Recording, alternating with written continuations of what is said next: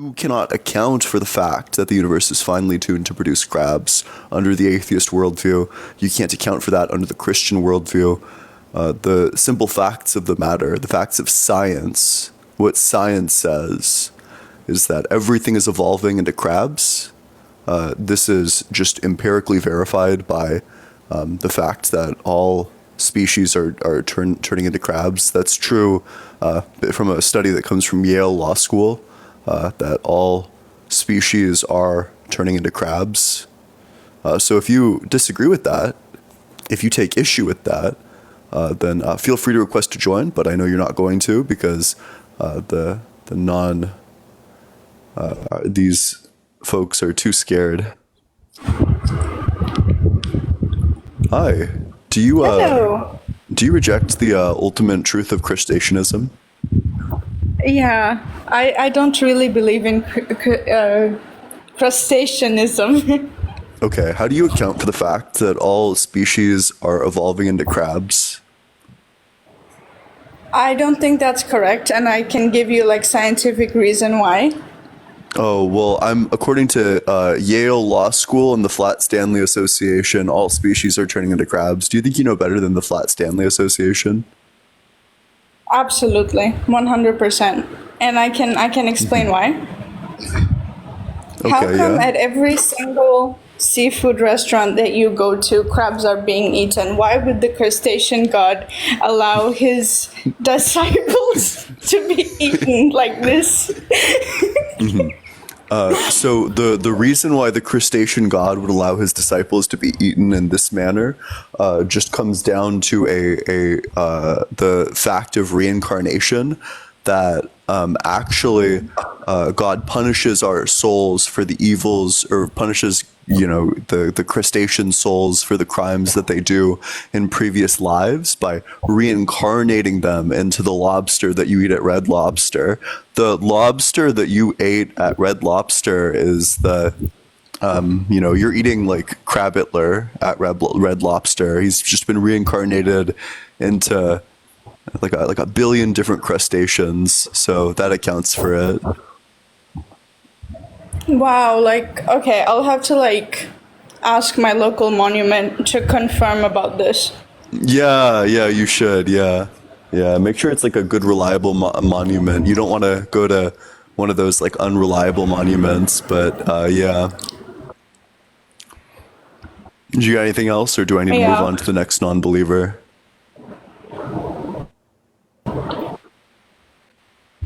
All right, filleted, boiled like a lobster.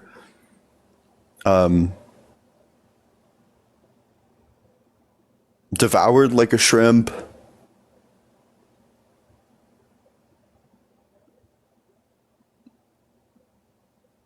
Crabbed like a crab. Cooked like a crab. That's a good one. Yeah.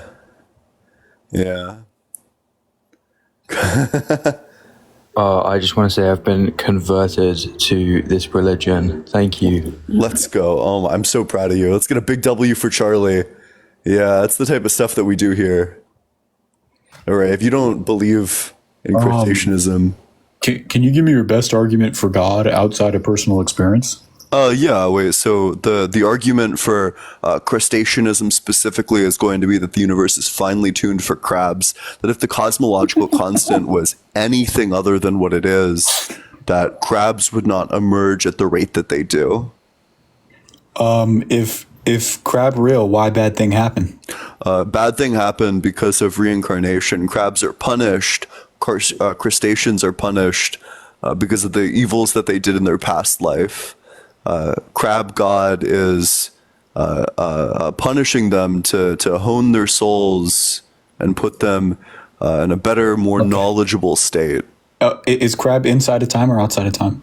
Is the crab is inside the ocean. We believe in an ocean universe. I have one more question. So you have the crab father, the crab son, and the crab spirit, right? But you say there's only one crab. Yeah. So how do you make sense of this if you have the crab father, the crab son, the crab spirit? Yeah, what needs to be understood is that they're all evolving towards the same state. The process of carcinization proves this, that they are three merging into one via evolution. Okay, and why are there contradictions in the Krabby Patty if you're religion too? There aren't any. People say this. It's not true. Okay, Name I'm one. going to look into your religion. But I'm more of a lobster guy, so we're rivals. Well, I mean, crustaceanism includes all crustaceans. It's Okay, just okay. a different. It's a different sect. then. Yeah. All right, yeah, we got another convert. All right, let's get the next non-believer up on in here. What's up? How's it going? Hello. Hey. So, like, you I'm you not don't even. sound- You sound like a child. Sorry. Yeah. Hey, what's up? How's it going? Yo, what's good, sir? Yeah. Do you reject the fundamental and ultimate truth of crustaceanism? Yo, I just seen this. I don't even know what the fuck that is. I just want to know, what are your pillars What are our pillars? or your core tenets? Yeah, let me go ahead and read you the Ten Commandments. One, recognize each being's unique form and honor all identities. Damn. 1 second. Two, respect the tides, the source of life.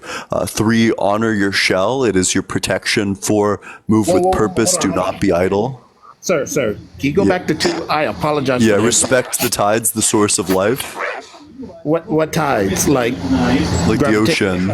Do you deny the fundamental truth that the tides are the source of life? the source? So, like, the tide was the start? Yeah, the tide was the start. Exactly, yeah. So, The tides give life, yeah. hold on 1 second, sir, because I believe you. I'm not denying anything. I'm just trying to get clarification. So, as the world turns and the gravitational pull from the moon happens, that made life. Yeah, it's, life emerged out of the tides is where life came from. Hold on, I gotta get my Texas toast. Oh yeah, God, go I ahead. fucking love Texas toast. It's no fucking joke. You ever had what's that? Raisin Canes? I don't know if I've ever had Raising Cane. Oh yeah, I have had Raising Canes. Yeah, it's really good. I'm like, Yeah. man, this is the most simplistic recipe, and it's fucking delicious. I don't get it. It's so simple. Yeah, I know. I love it when the restaurant has like a nice bread. Yeah, it's fucking amazing. Texas Roadhouse, to them, their bread's good too. All right, wait, I have more tenets to read. So the fifth one is take from the sea only what you need. The sixth is defend your kin, but strike only when necessary. The seventh is embrace change and growth. The eighth is seek wisdom in the depths. The nine is fear not the predators, for you are strong. And the 10th is praise the moon, for it controls the tides. Okay, so question: then why do the mutations happen with the crabs and the lobsters? Yeah, it's for the convergence towards the final crab form. This is why carcinization is a process that happens whereby everything convergently evolves into crabs. It's because that is the final divine, godly form of the crab. Then how do you explain the blue lobsters in the sea and the blue crabs? Well, the blue crabs are crabs, but the blue lobsters are on their way to being crabs. You sure it's not just a rare mutation that happens one in every like 20 million? No, the scripture has said so. That this is the direction that they're going to. This is in line with all empirical evidence. Shit. All right. So we Yeah. got the tent, we got the pillars. What do you, oh, 1 second, sir. Yeah, it looks like we're about to have another crab convert. But no, I'm just saying, when do they meet? How does the meetings happen? How do the meetings happen? You just got to join the Discord, and then assume your crustacean identity. Okay. Yeah. I mean, I was atheist before, but I might join. I might. Yeah. Let's go. Who's that crab in the background, though? That's Crabsus. What's his story, sir? I'm just coming with the Ten Commandments. You know, Crabsus. Crabsus assisted in the Exodus. They went across the Red Sea. Yeah, yes, sir. Thank you for your time, sir. I'll look into this religion. Yeah, please do, please do. All right, let's get the next one on in here. What's up, Allie? Hey, I was wondering if you have like missionaries that can teach me. Yeah, I do. Yeah, just join the Discord, ask for information on crustaceanism, and then they'd be happy to get you acquainted. Yeah. Okay, how do I get into the Discord? It's discord.gg/allegedlyian. Okay, thank you. It's in the bio of allegedly is from my allegedly.ian account. Okay. Yeah, convert. You don't want to. Yeah. I play. You don't want to go to the big boiling pot. Oh fuck! I cut that person off too soon. Hey, what's up? Do you deny the fundamental truth of crustaceanism?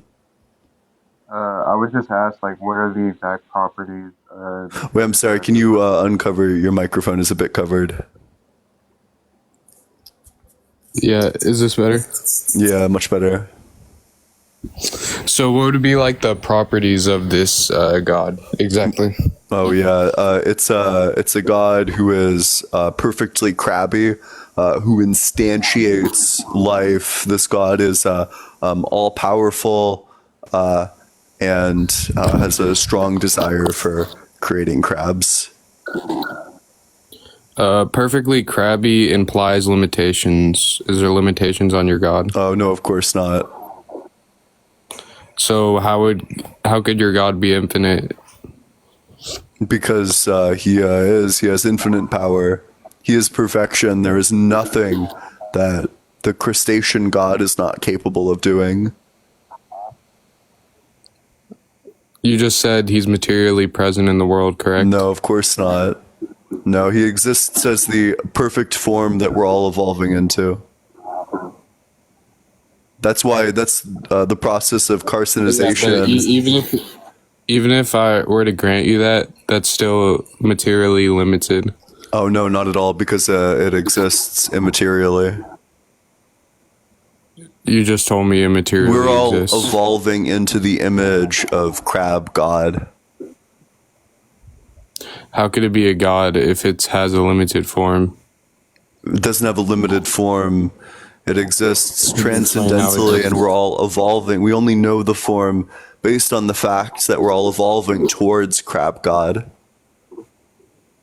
We will all be crabs one day. So again, I'm gonna ask, how is he truly infinite? He's truly infinite in his ability and perfect like crabbiness. Right, just to say because he's a perfect crab implies limitations. In what way does crab imply limitations? Well, is that him in the picture up there? No, that's Crabsus. Crabsus got the 10 commandments of the crustacean god. So, all right. So, what would be like the properties of a crab? Having the 2 pincers and what is that? Fucking 8 legs. You got the 2 eyes, the flat part. Okay, so that again, if you just say 8 legs, that proves limitations, correct? Legs.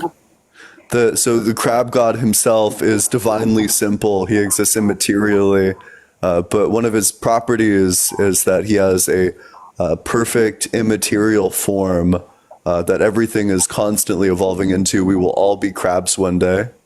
How can you evolve into something immaterial? You evolve into something immaterial by embodying the form itself. So you embody something immaterial? Yeah. That's like, for example, if you had like 3 marbles, you're embodying the immaterial object 3.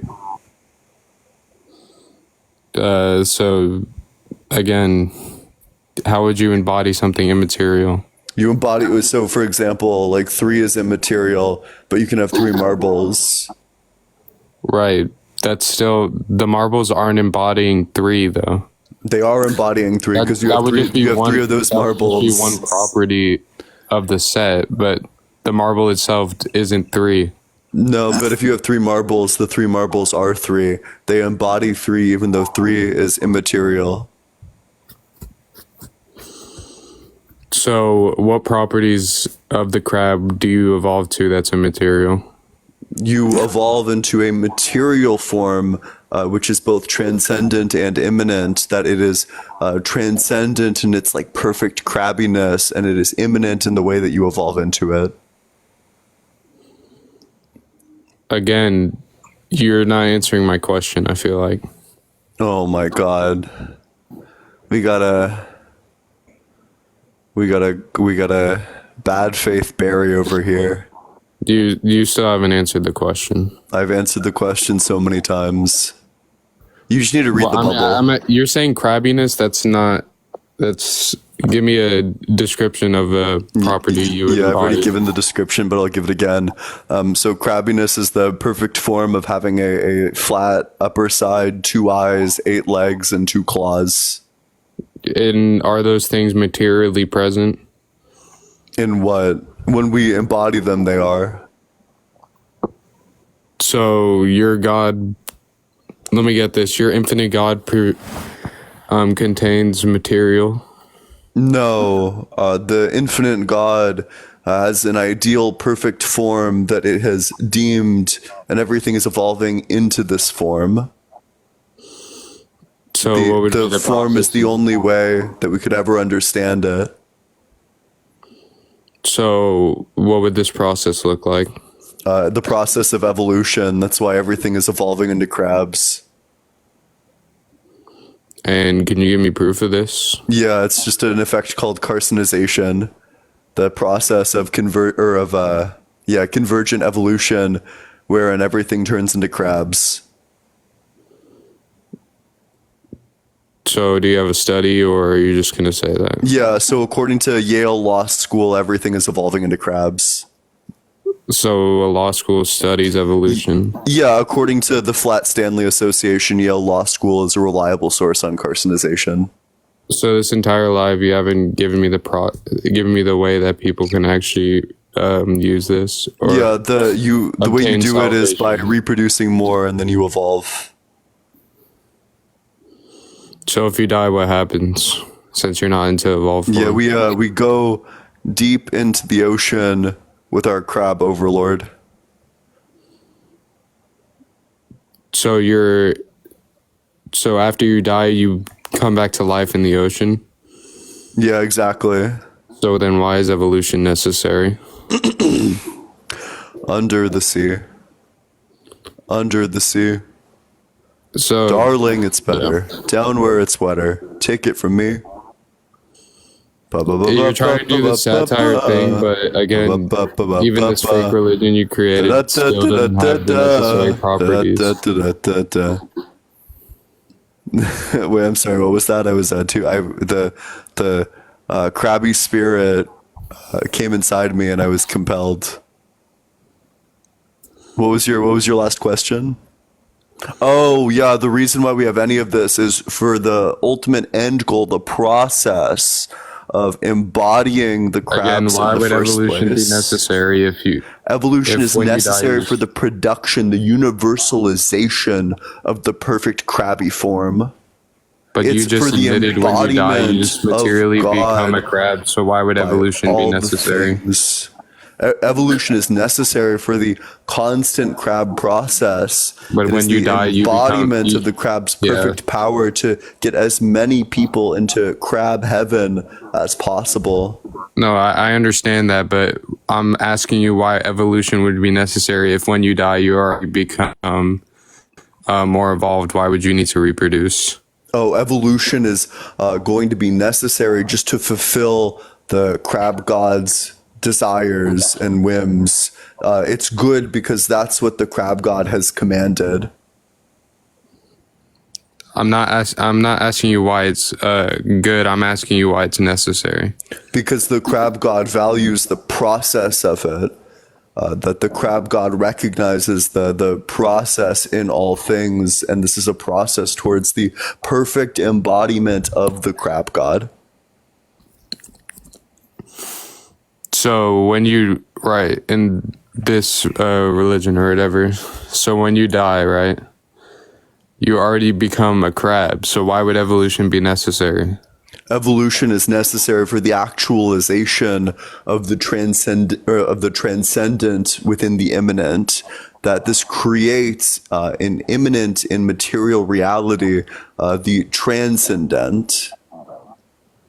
You just said you would go back into the ocean. Now you're saying something else. So No, it's the are you gonna exact be same consistent story. with the- Where there's no inconsistency. You're just not tracking.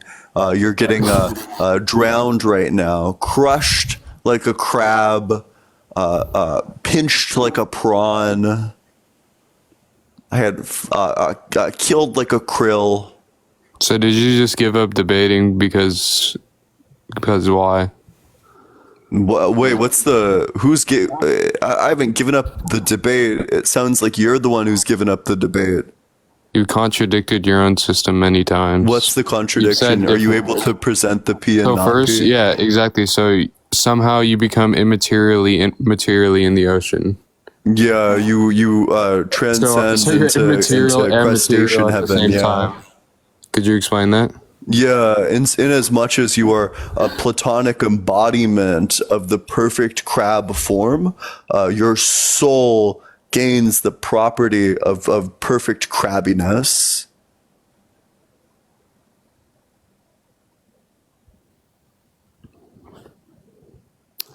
So that's just a contradiction. What's the contradiction? Are you able to provide the P and not P?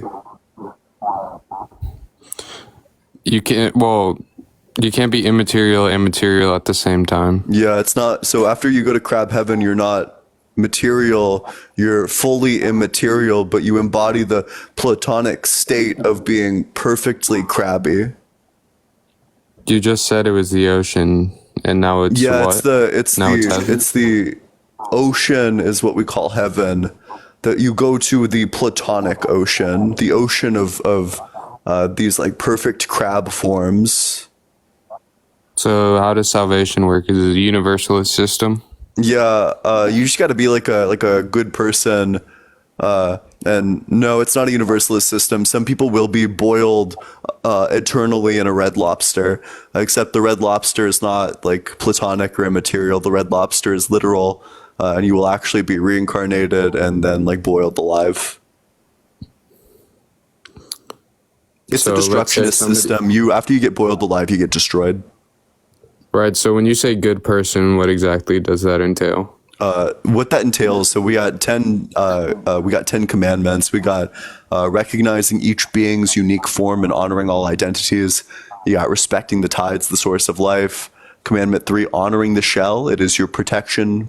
Commandment 4, move with purpose, do not be idle. Commandment 5, take from the sea only what you need. Commandment 6, defend your kin but strike only when necessary. Commandment 7, embrace change and growth. Commandment 8, seek wisdom in the depths. Commandment 9, fear not the predators, for you are strong. And Commandment 10, praise the moon, for it controls the tides. So you have to believe in this religion to be saved. So now you're going back. Now just being kind of a good person isn't the criteria. No, it is. Nowhere in that does it say you must believe in crab god. You just said need the to follow the shell. commandments. Crab god will judge your heart depending on whether or not you fulfilled the commandments, You said regardless of embrace whether or not you actually you said believe in the embrace crab god. shell. You said embrace the shell, correct? Yeah, it's just a metaphor for like protection. So usually when you explain your moral law, you usually don't give a metaphor. Well, I think that you just need to read the bubble more. Have you even read the bubble?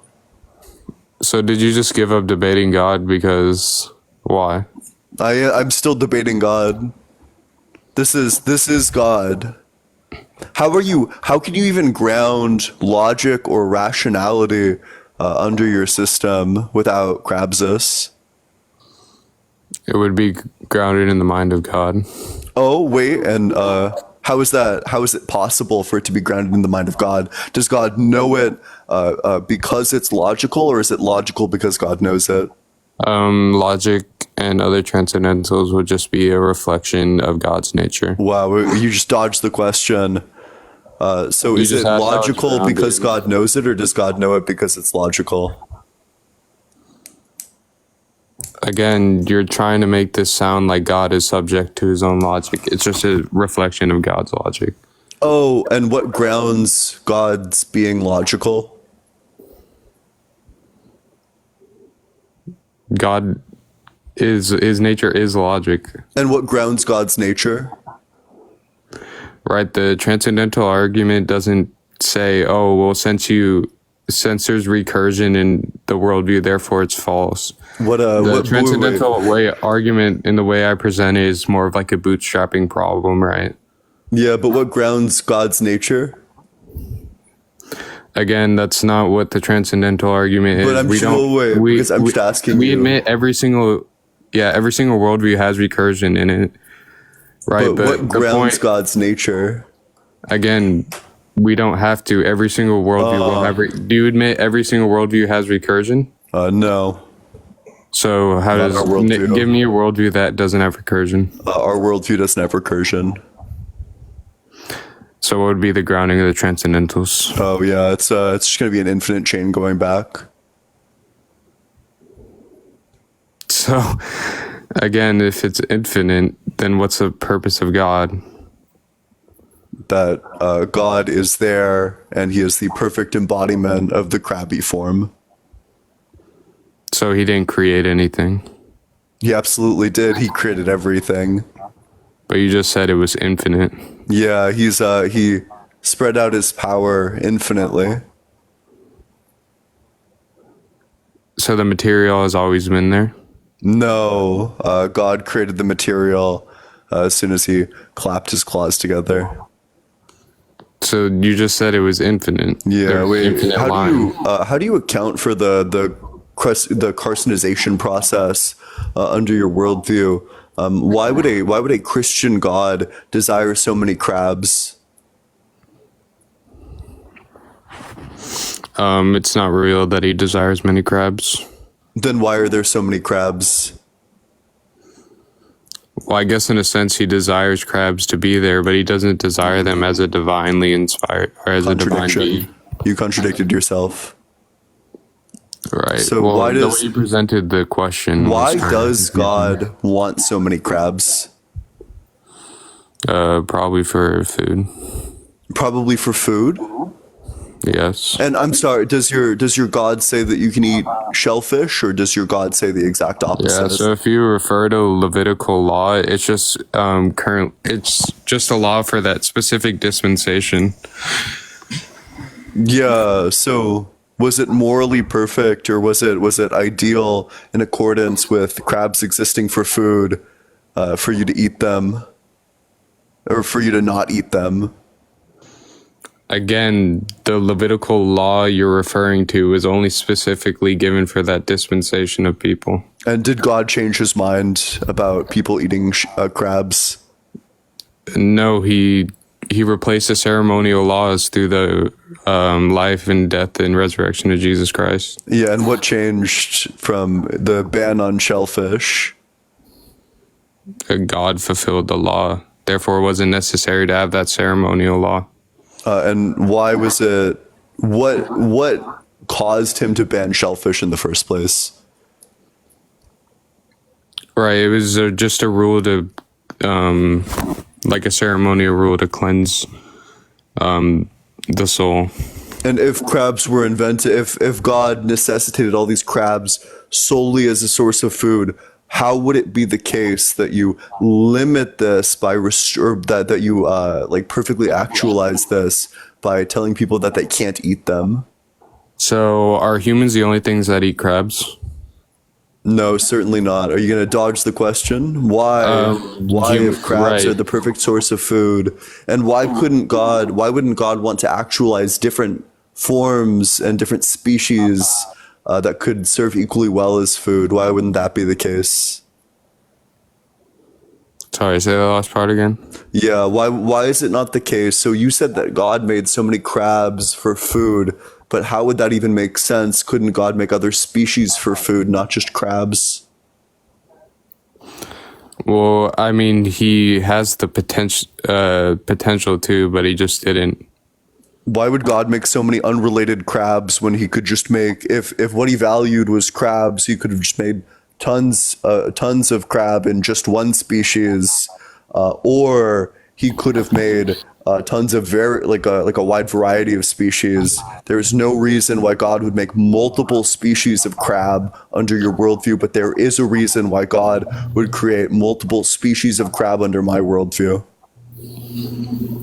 Again, that assumes that you're assuming that since there's multiple species of crab, therefore God cares about crab. You would have to prove that any other case would not be possible. It's an impossible. Any other case of what? Like any other reason would just be unjustified. Yeah, I'm inferencing to the best explanation. The reason why God has actualized so many crabs is because God themselves is a crab, and everybody else embodies this perfect platonic crabby form. Right, but that's not reality because there's multiple different species of multiple different animals. Yeah, and why would God want? But the simple fact of the matter, according to Rosie O'Donnell, is that they are all, in fact, evolving into crabs. How do you account for the fact that every species on Earth is evolving into a crab under your worldview? Not every species is evolving to a crab. So you know better than Rosie O'Donnell, Yale Law School, and the Flat Stanley Association? Yes. Wow. You're being incredibly bad faith right now. Right, because you tried to hit Levitical law on me, but then you realize Yeah, wait, you're just upset because you're getting boiled right now. Boiled alive. So did you give up debating God because you got like overwhelmed or what? Oh, it's no, we'll be back at it tomorrow. I already did my live stream for today. You never let me up. It's kind of funny. Oh yeah, well, I do have lots of people. Because when people understand, because when people actually understand precept, you get overwhelmed. So precept is so funny. No, that's fine. I can maybe look for you tomorrow. Oh, wait. But I'm actually curious. What makes you think that I know who you are? I'm not saying you do. Then why would you say that I am avoiding you? I didn't say that. I just say you never let me up. Listen, buddy, I can sense through the autism that you were implying it. It's okay. I literally just said you never let me up. Okay. But you said that I don't let anybody up, that I get overwhelmed when someone understands precept. Are you actually going to debate like a real debater, or are you just going to go after TikTok people? After TikTok people? Wait, are you like the real debater in question? No. I mean, I'm better than most, but I would say, at least when it comes to precept. But are you actually going to debate people, or do you just do it for TikTok? Well, I just bring up the first person who's on the guest request list. Again, I'm going to ask you, do you actually debate real people, or do you just do random people on TikTok? Do you want to go ahead and define like what a real debate opponent would be? Because, I mean, I don't know if you know this, but precept is literally just a TikTok thing. If you look into the philosophy of religion, like academic philosophy of religion, literally nobody takes precept even a little bit serious. It's just a joke Appeal thing. to authority? Yeah, wait, so why do you think it's the case that nobody in academia takes precept seriously? That wouldn't even matter. Yeah, but I'm just wondering, why do you think it's the case that nobody in academia takes precept seriously? That I have no idea. Like I'm William not Lane in Craig doesn't academia. take it seriously. Josh Rasmussen doesn't take it seriously. Oh, Luke if Josh Barnes Rasmussen doesn't take it seriously, then I just need to give up. Well, I mean, 'Cause all that these is people the have like last straw. PhDs in like philosophy, and none of them take it seriously. PhD. Yeah, That means because it's like a that joke. means they know how to joke debate every worldview, single thing. Yeah, it's because it's philosophically unrigorous. Yeah. So why don't you debate precept? I debate precept every time a presuppositionalist comes on. No, like somebody who's experienced in precept. Who do you want me to debate? Somebody like Darth or Jay Dyer. Oh, Darth will never debate me again. He's actively running from me. The last time I went on his stream, he demanded an apology for how mean I was to him the last time we talked. And then after I wouldn't give him an apology, he kicked me. Why do you think Darth is running from me? Darth is a little weird, I'm gonna be honest. Yeah, wait, you should not. He's like 70 years old. Yeah, I don't know. You shouldn't be setting Darth. I think Darth is an embarrassment. Like, Then what, Jay Dyer? yeah, I don't know the guy. He's literally more popular precept than Darth. I actually only know Darth. I haven't debated Jay Dyer before. I know many, what's his name? Mike and Danny have. Mike Burgundy. Yeah, and this is like a while back, so Mike didn't even know what a universal was. It was kind of funny. Yeah. Well, I don't know. I don't really fuck with Mike, so. Wait, why? He said some like super weird stuff in defense of the vegan teacher after she. Are you familiar with like any of like the vegan teacher N-word stuff? Yeah. Or it's like acronym, or what is it called? Yeah. It was like the acronym. Yeah. Mike was running like pretty hard defense for that, so I don't really fuck with him anymore. So what would so do you not defend veganism, or do you think like? I think veganism is ethically true. What the thing that I think is unethical is like saying the N-word, or like turning the N-word into an acronym and then. Well, no, I'm not talking about that. I'm talking about like, are you a vegan? Like, in my personal life, no, but I think it's like philosophically, it's like obviously true. so you value sentience? Is that like your? Yeah. Are you not vegan? No. Okay. What trait is true of animals that, if true of humans, would make it justified to factory farm them? Nothing. Humanity is what makes the humans unique. Yeah, and what is it about humanity? Like what defines humanity that if was lacking in a human would justify factory farming them? The humanity is unique. Yeah, but what defines the humanity? I just asked you for a definition and all you said was Human DNA. Oh, human DNA. And what determines if it's human DNA? If you were created from a mom and a dad. From a mom and a dad. Gotcha. Right. Wait, Implantation you becomes unique DNA. so like a dog who comes from like a mom and a dad? No, you. Because I don't think I assume you're not saying that a human is someone who comes from a human female and a human male, because that would just be circular. Well, I mean, I would just base it in that even if I were to grant you that maybe sentience is what makes humanity valuable, you would agree that, so let's say like a 3-year-old pig was attacking an infant, would you save the infant? If it was attacking, but then that would probably just come down to like things related to like aggression. Yeah, but I am still curious, right? Like, what's the defining characteristic of humanity? So wait, so you're telling me if somebody is trying to hunt down a deer, you would kill them? If someone's trying to hunt down a deer, then I would kill them. I don't know. I think I would need to do weighing. I certainly don't think that it should be legal. Do you see how like weird stuff comes up to this when you bring up that argument? Well, I mean, it only happens if you like dodge the question, so I can just ask it to you again. No, I'm trying to get to a point. No, I'm trying to get you to a point where you understand that humanity is the question. I'm trying to tell you that humanity is more unique than any other thing, and I'm showing you by giving you examples. Yeah, wait, but can you just like, what is even the defining characteristic of humanity?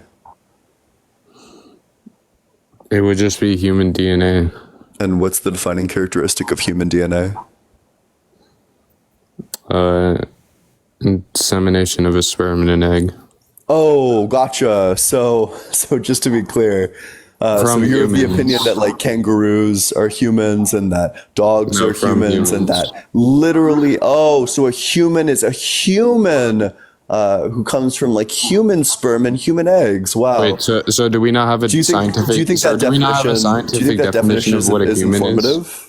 Wait, Do we wait, not have a and I scientific understand. definition of Wait, what a why are human you is? why are you trying to shift the burden? Just answer the question. I'm asking you. Do we not have a? This is like classic precept burden shift. Like, do you just I'm want to answer the asking you, question? do we What not is have the definition of what a human is? I already asked you a question. I don't know if you remember that. The question was, what's the defining characteristic of a human? Do you only have like Yeah. circular definitions? Do you want me to give a critique of So circular the defining definitions? characteristic of a human is that it's not any other species.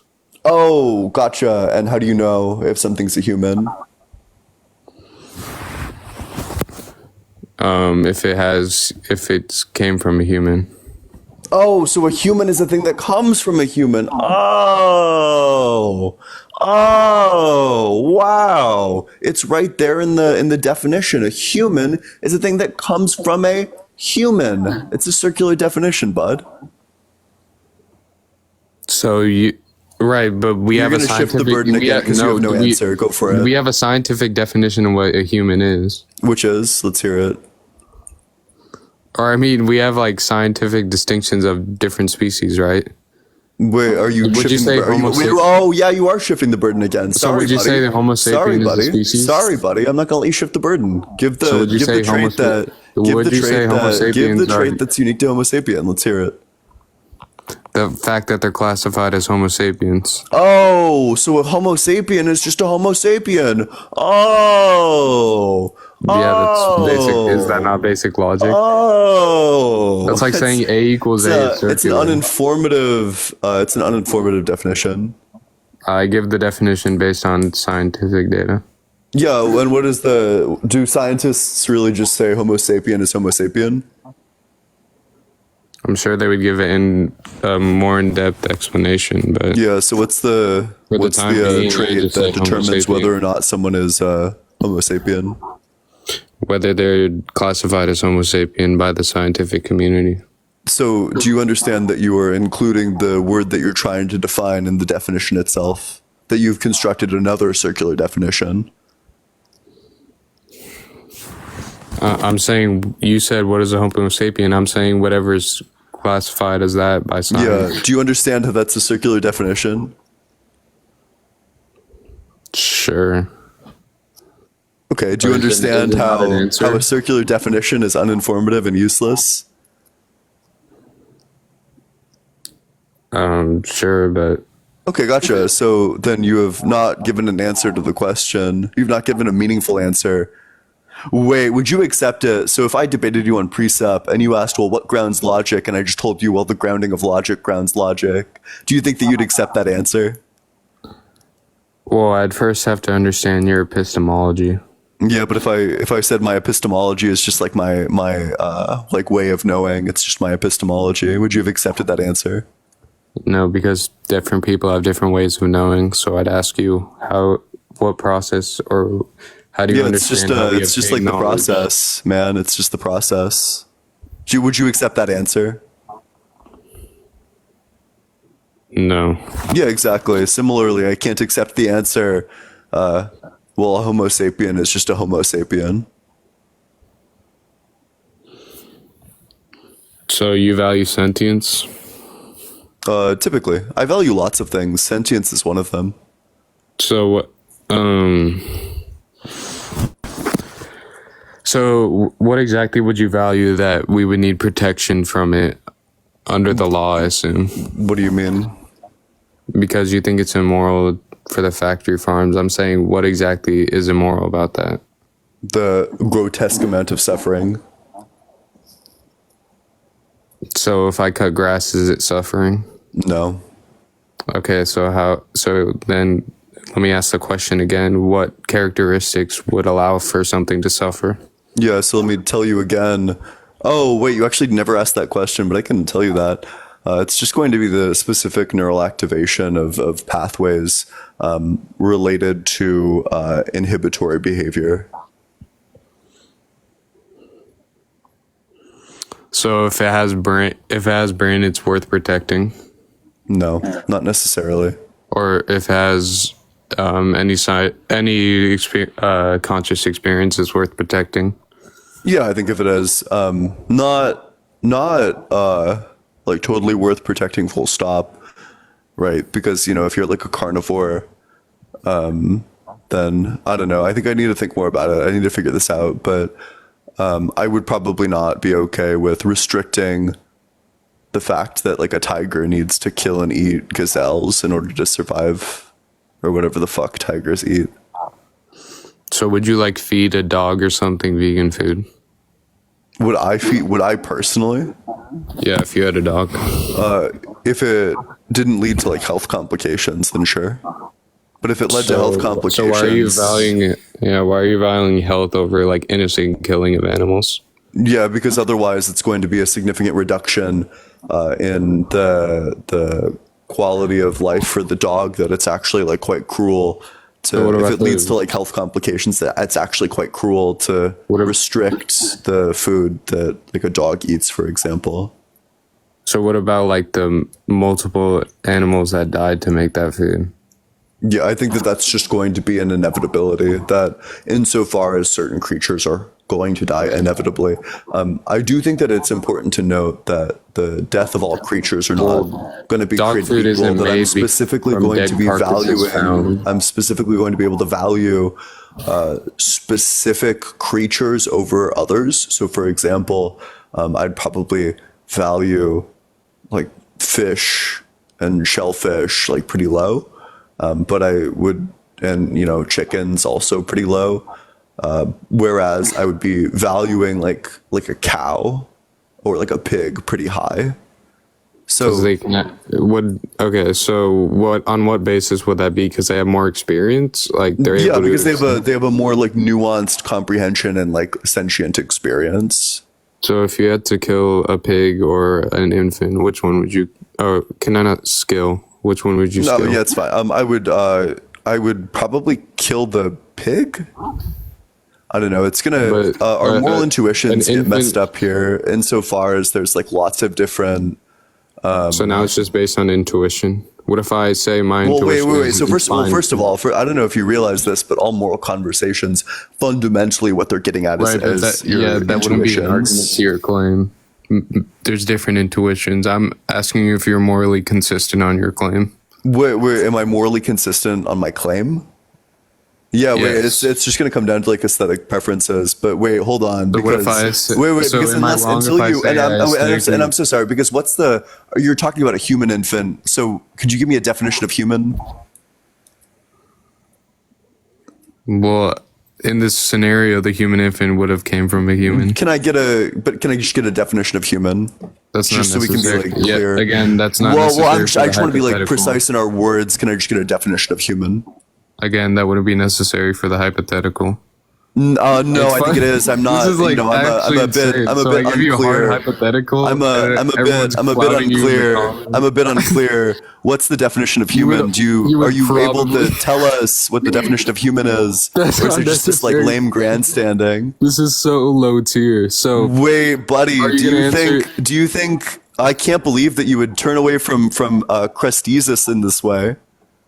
oh, now we're getting back to this. Yeah, conversation. wait, So it's are you literally gonna a defend your- are you gonna Crustaceanism defend debate. Are your you fucking position? kidding? Are you going to defend your position, or are you just going to get mad? It's literally, yeah, I do defend a position, the position of Crustaceanism, yeah. Oh my! He really just evaded the whole vegan Wait, topic buddy. because he got a hard Buddy, hypothetical. and it was oh too my hard god, for you his came little up to brain. cook on like a Crustaceanism live. So you're telling me you got really cornered in the vegan? Wait, and I just want to be clear. Wait. You couldn't. You were. I don't know why you're raising your voice. You understand your voice is like much higher than mine. Do you know that? It's Yeah, just that's what I funny. thought. Yeah.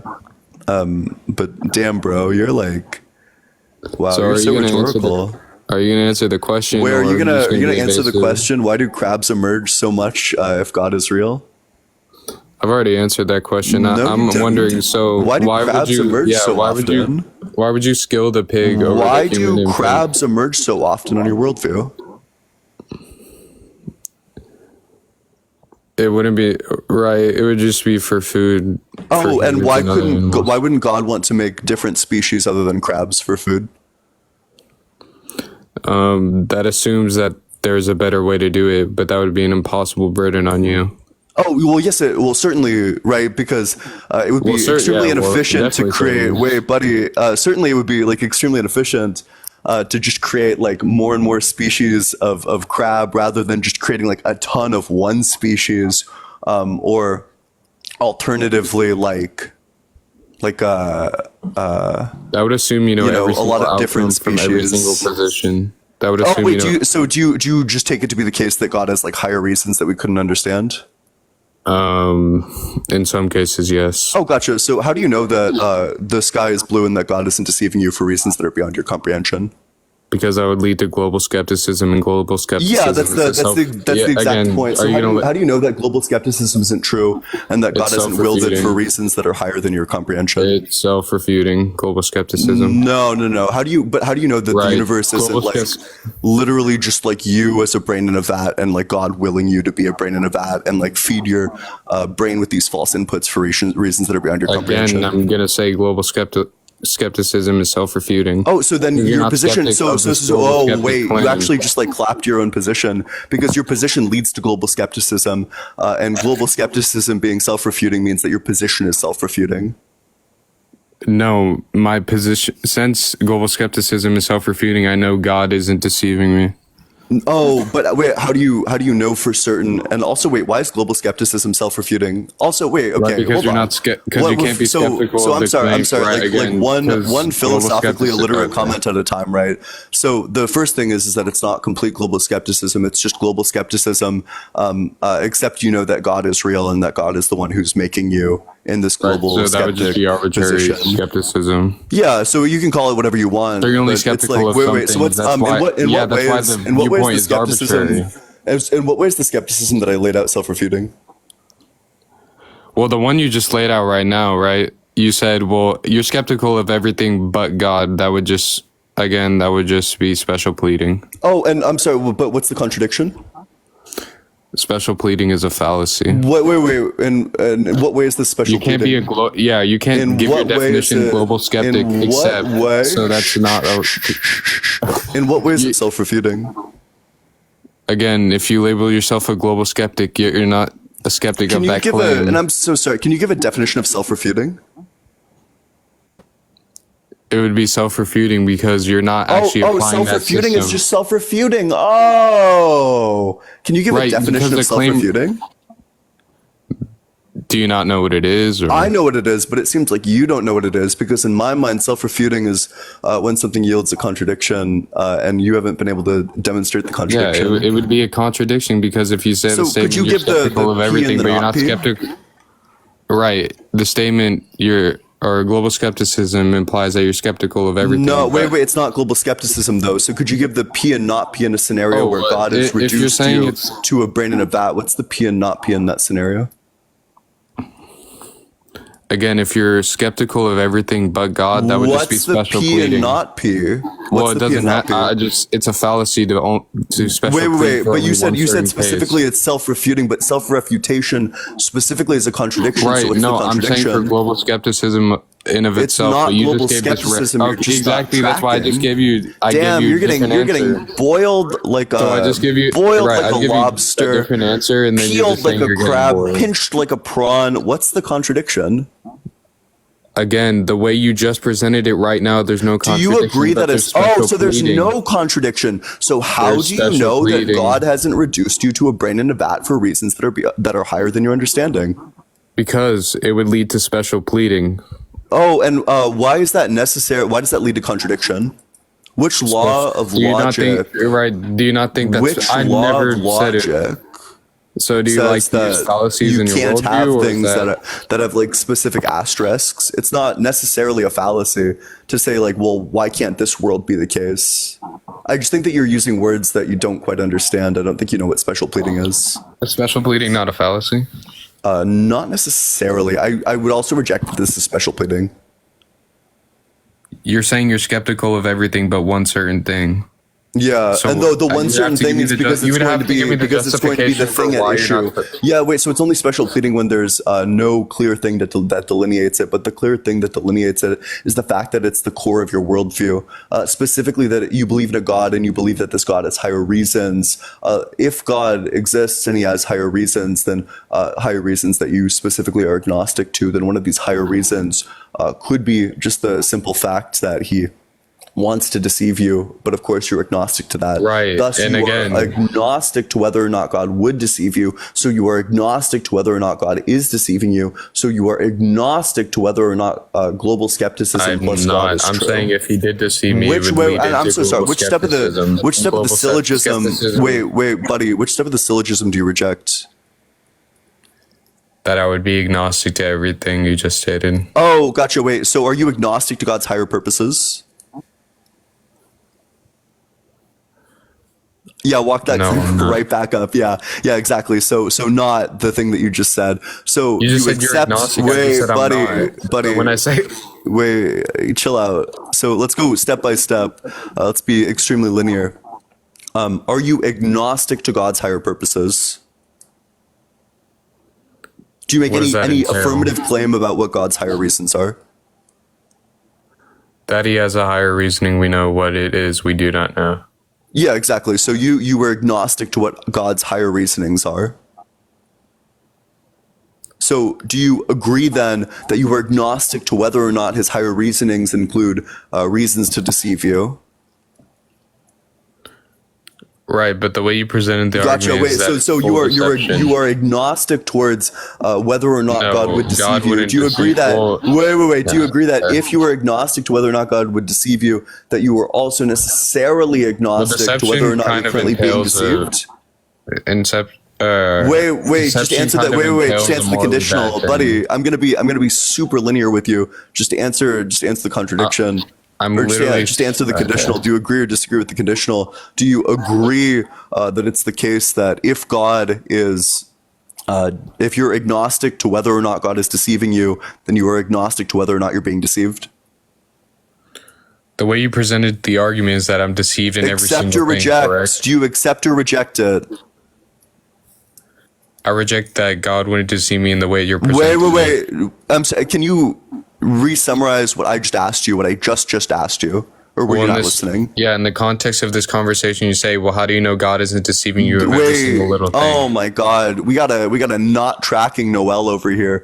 Sorry, buddy, that wasn't the question that I just asked you. The question that I just asked you is: do you agree that if it's the case that you're agnostic to whether or not God would deceive you, that you are also necessarily agnostic to whether or not you're being deceived? Do you agree? Deceive kind of implies a morally Do bad. you agree? God would not deceive Do me. you agree? God would not deceive me Do because it's not in you His nature. agree? Because the nature of God, Do you agree I or take disagree? doesn't include Agree or deception. disagree? What? Ask the question one more Yeah, time. I'll ask it like a fifth time because your dumbass is not tracking. No, because do you nobody even agree presents or this. disagree that if you are agnostic to whether or not God would deceive you, then you are agnostic to whether or not you're being deceived? I affirm He wouldn't deceive me. Do you think that answers the question? Yes, because I'm not agnostic. Oh, wait, do you not understand how conditionals work? Yeah, but Do you, wait, can you explain to me what a wait, do you know what a vacuous truth is? a truth that has no reasoning behind it? Wait, so when does a vacuous truth arise? Like if I were to just say something is green, but I actually have no evidence for it being green. That's not a vacuous truth. What a vacuous truth is in a conditional, when the antecedent, i.e. the first statement, is always false, that means that the entire thing is always necessarily true. But I just explained to you how God, if he were Wait, to buddy, be, wait, because we're just gonna get this premise through your skull. So if you reject the antecedent, the unfortunate part of that is that you are necessarily forced to accept that the statement becomes vacuously true. That it actually becomes necessarily the case that if you are agnostic to whether or not God would deceive you, that you are also agnostic to whether or not you're being agnostic to deceived. that. Yeah, then I just told you I would affirm he doesn't dumb deceive fuck. me. That makes it vacuously true. Do you understand that? So what is the point? Give me your point on how my worldview leads to global skepticism. Yeah, I'm trying to, but you're dodging questions because you know they end bad for you. Again, it's in part of God's nature not to deceive. Oh, and how do you know that God isn't deceiving you about his nature for reasons that are beyond your understanding? Right, because if God was deceiving me about nature, right, then it would lead to global skepticism. No, with it the wouldn't. system of- No, it wait. Is that Can not you give a definition of global skepticism? that you can improve like reality itself or what's happening around you? Every part of it, or like any part of it? Well, yeah, almost every part of it, or every part of it. I mean, Wait. So do you define global skepticism as when you can't prove any part of it, or when you can't prove every part of it? any part of it. Any part of it, gotcha. So this would not fit the definition of global skepticism insofar as you would know that God exists. Okay, then all of it. Oh, gotcha. So then you would agree that you live in global skepticism right now insofar as there are things that you don't know. No, because global skepticism is self-refuting. Wait, and I'm so sorry. Can you prove everything? Well, I'd prove everything by saying Yes or no? Can you prove everything?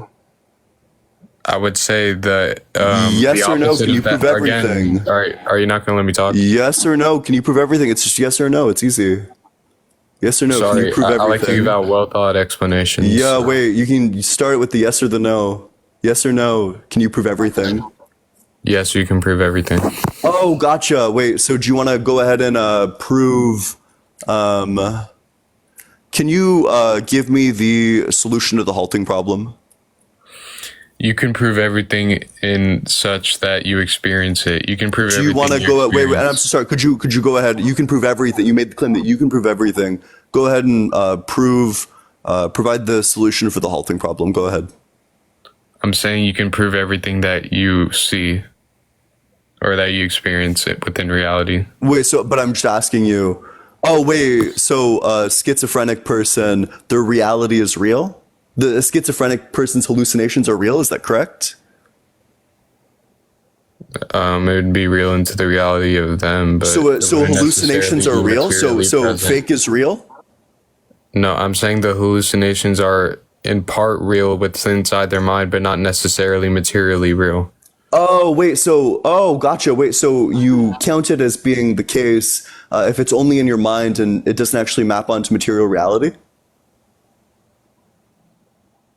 Well, again, this would just be why God exists. He'd be the Wait. unifying So principle do for you these hold it things. as being true if it only exists in your mind and doesn't map onto material reality? Well, in some instances, right? And which Things that are instance? not Oh, material. I thought we weren't special pleading. Why only in some instances? What justifies that? Because you could have false perceptions of the material world. Gotcha. And how do you know if it's a false perception? I guess I would just be. You don't know. What's it You have no called? idea. Oh, wait. So you don't know how we know if it's a false perception, which means you have no idea what is and isn't a false perception, which means that you just collapsed into global skepticism. But global skepticism again is self-refuting. Oh, no, but you don't know anything other than God. So you fell into global skepticism asterisk. Then it's not global skepticism. Sure, it's global skepticism asterisk, yeah. So is it global skepticism or It's is it global not? skepticism asterisk. It's global skepticism, but you know God is real. Then it wouldn't be global skepticism. Yeah, sure. That's why I have the addendum, but God is real. Okay, so even It's a if I universe grant, where the only thing you know even is if I that grant God you is that, real. even if I grant you that, right? You can't be skeptical or if you're skeptical of the claim of global skepticism, then you're not a global skeptic. Yeah, sure. So you can be like just unskeptical of global skepticism, and you can know that God So is why real. would you be unskeptical? So you know that God is real, and that's the only thing that you know, other than like full global skepticism is false. Again, even if in that situation, you can't hold to global skepticism because in global skepticism, you're skeptical of everything Wait, and except the are claim you- of global skepticism. Maybe you just got like concussed from how hard you're getting slammed in this conversation. But I've told you at least like 6 times You that said I got slammed, I'm therefore I got not slammed. saying that you're in global skepticism. I'm saying that you're in a specific scenario where the only thing that you're absolutely certain of again- is that God exists. Again, even in that situation, you would still run into the problem because you're still Yeah. making a claim. Wait. So how is a situation where the only thing you know that is that God exists? How is that Okay, so- going to be self-refuting? Yeah, let me What's give the a definition Wait. of Can this you? word. Are you capable of deriving like a P and not P contradiction in that scenario? Let me just in the global skepticism. You wait. you're Yes or explaining- no?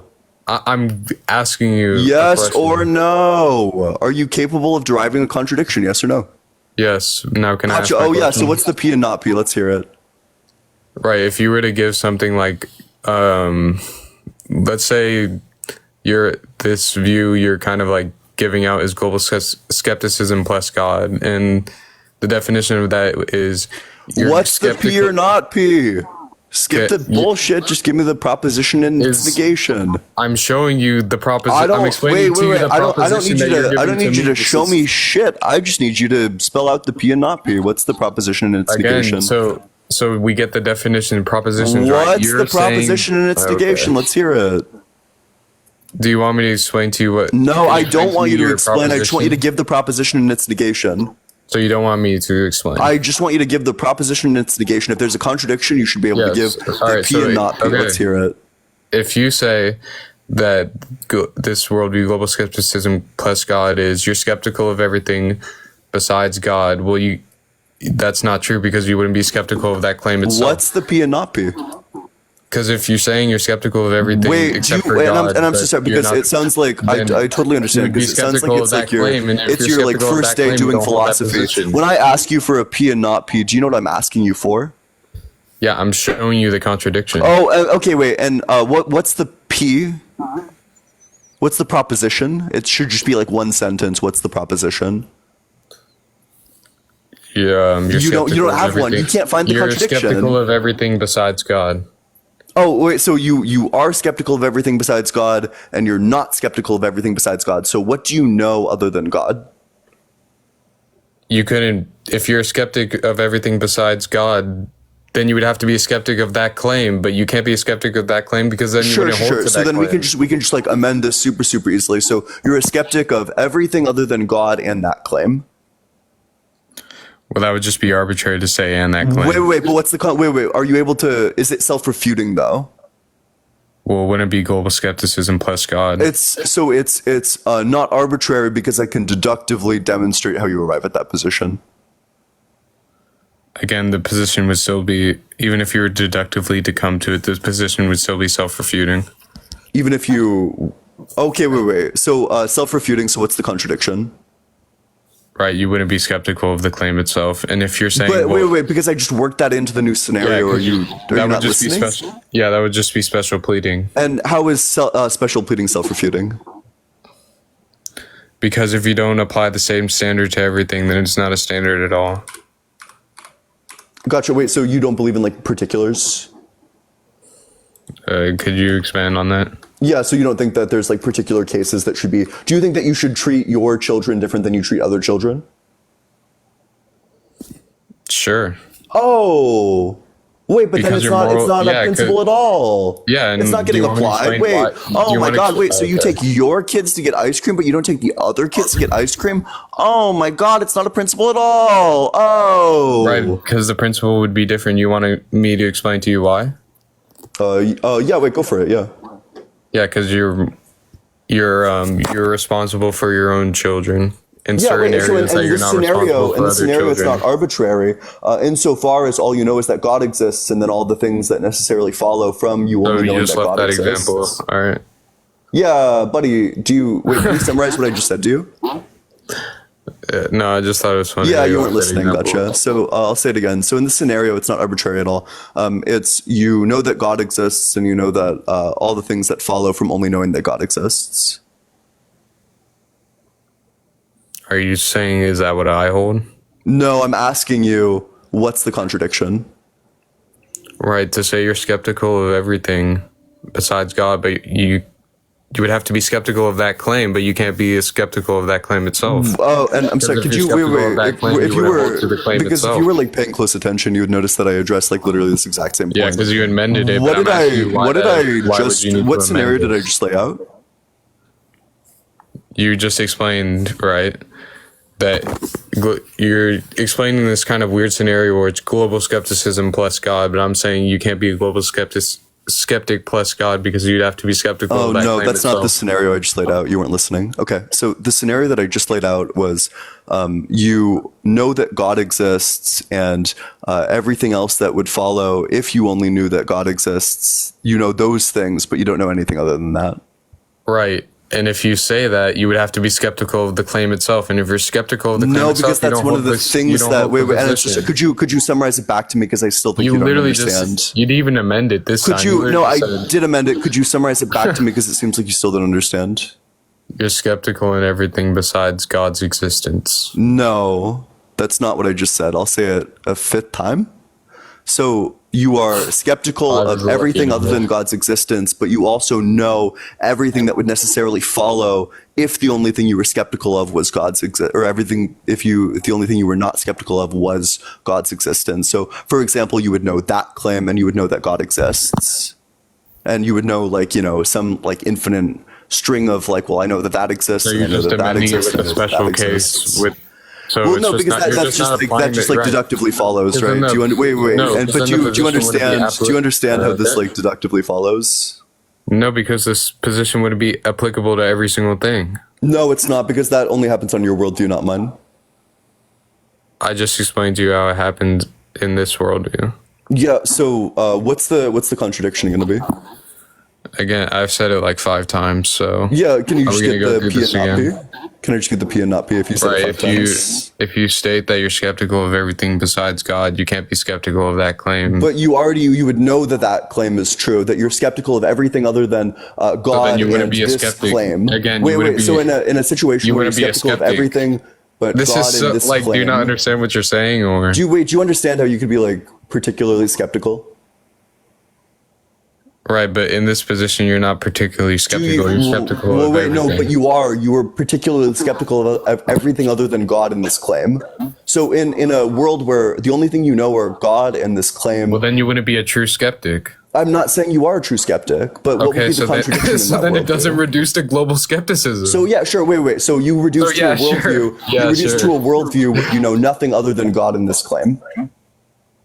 Well, if I'm not supposed to be So- skeptical of everything, why can't I just add Yeah. Wait. Okay. Are you just I'm not gonna amend it tracking? and say, but I'm also not skeptical of logic, but I'm also not skeptical of reality, but I'm also not Wait, skeptical wait, of buddy. regularity in nature. See how it's just arbitrary. So in Oh, a reality, I think you just repeated me. so in a reality where the only best argument. Go through like all the time. it's gonna It's be called the okay. blow the mic It's argument. gonna be It's the only thing okay. we have left. In a world where the only thing you know is God and this claim, what's the contradiction? Because you're just if you can just amend this claim however you want, I'm just going to amend it and say that it What's doesn't the lead to global contradiction? skepticism. What's the contradiction? Well, it would just be an arbitrary addition. So And why, I can, wait, I can but just add and do you think logic, I can saying just add it's reality. so wait, that's But not an arbitrary no. that's not an arbitrary addition because global skepticism is self-refuting, as you pointed out. So that's not an arbitrary addition, that's actually a necessary addition. Right, or it would be necessary to prove your point. But again, it wouldn't be global skepticism at that point if you amended to not be I didn't say that it skepticism. was global skepticism. I think I said that 30 minutes ago. So that now it's it's not global skepticism anymore. Yeah, I've been saying for the last 30 minutes that it's not global skepticism. I've been saying that it's skepticism where the only thing you know is So then God it and doesn't. this So then, claim. would you agree the belief in God doesn't lead to global It skepticism? leads to a skepticism of the form where you only know that God exists. So you and just this lost that claim. entire point. No, it leads to a scenario where you know nothing other than God and this claim.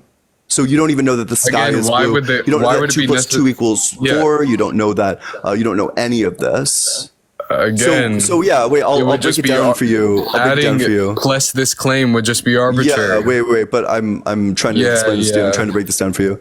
So how do you know that God isn't deceiving you about the color of the sky for reasons that are beyond your comprehension? Because that would lead into the worldview you just presented, and that worldview you just presented is self-refuting. And what's the contradiction in that worldview?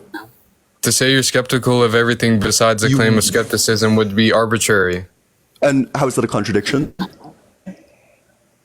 Because in the statement, you're skeptical of everything besides God, you're not skeptical of that claim itself. No, but you are, because you're skeptical of everything but God and the claim. So how is that? Again, what's the P and not P? arbitrarily just adding and the claim. And what's the contradiction in that? To just and what's the contradiction? There would be, in that claim itself, there would be no contradiction. No contradiction. Wait, okay, perfect. W concession. Yeah. W concession. Again, that's not a huge concession. W. Wait, so how do you know that it's not the case that God isn't deceiving you about all these things? Because that's a perfectly non-contradictory worldview. How do you know it's the case that God isn't deceiving you about the color of the sky for reasons that are beyond your comprehension? The point is when you amend that statement. Wait, buddy. How do you know?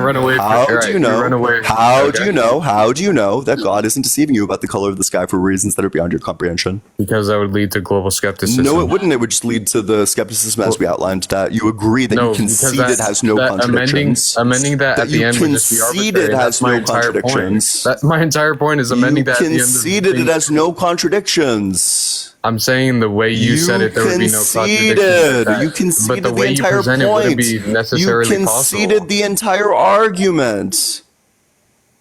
Again. You conceded it. So how do you know? Are you gonna wait? Are you gonna keep on going, or are you gonna that let me it talk? wouldn't collapse? Or so how do you know that the color of the sky is blue and that God isn't deceiving you for reasons that are beyond your comprehension? Again, if God were to deceive me, this would lead into global skepticism. Global skepticism is self-refuting. No, it wouldn't. Wait, we've already been through this. No, it doesn't. If you're skeptical of everything besides the claim, then that's self-refuting. How? What's the contradiction? Right, if you were to posit that you're skeptical of every single thing besides God, but yet you can't be skeptical of that claim, that would just be arbitrary. Wait, and how does arbitrary lead to a contradiction? Yes. Well, in the way it's presented in this scenario. And I'm sorry, yes. what's the P and not P?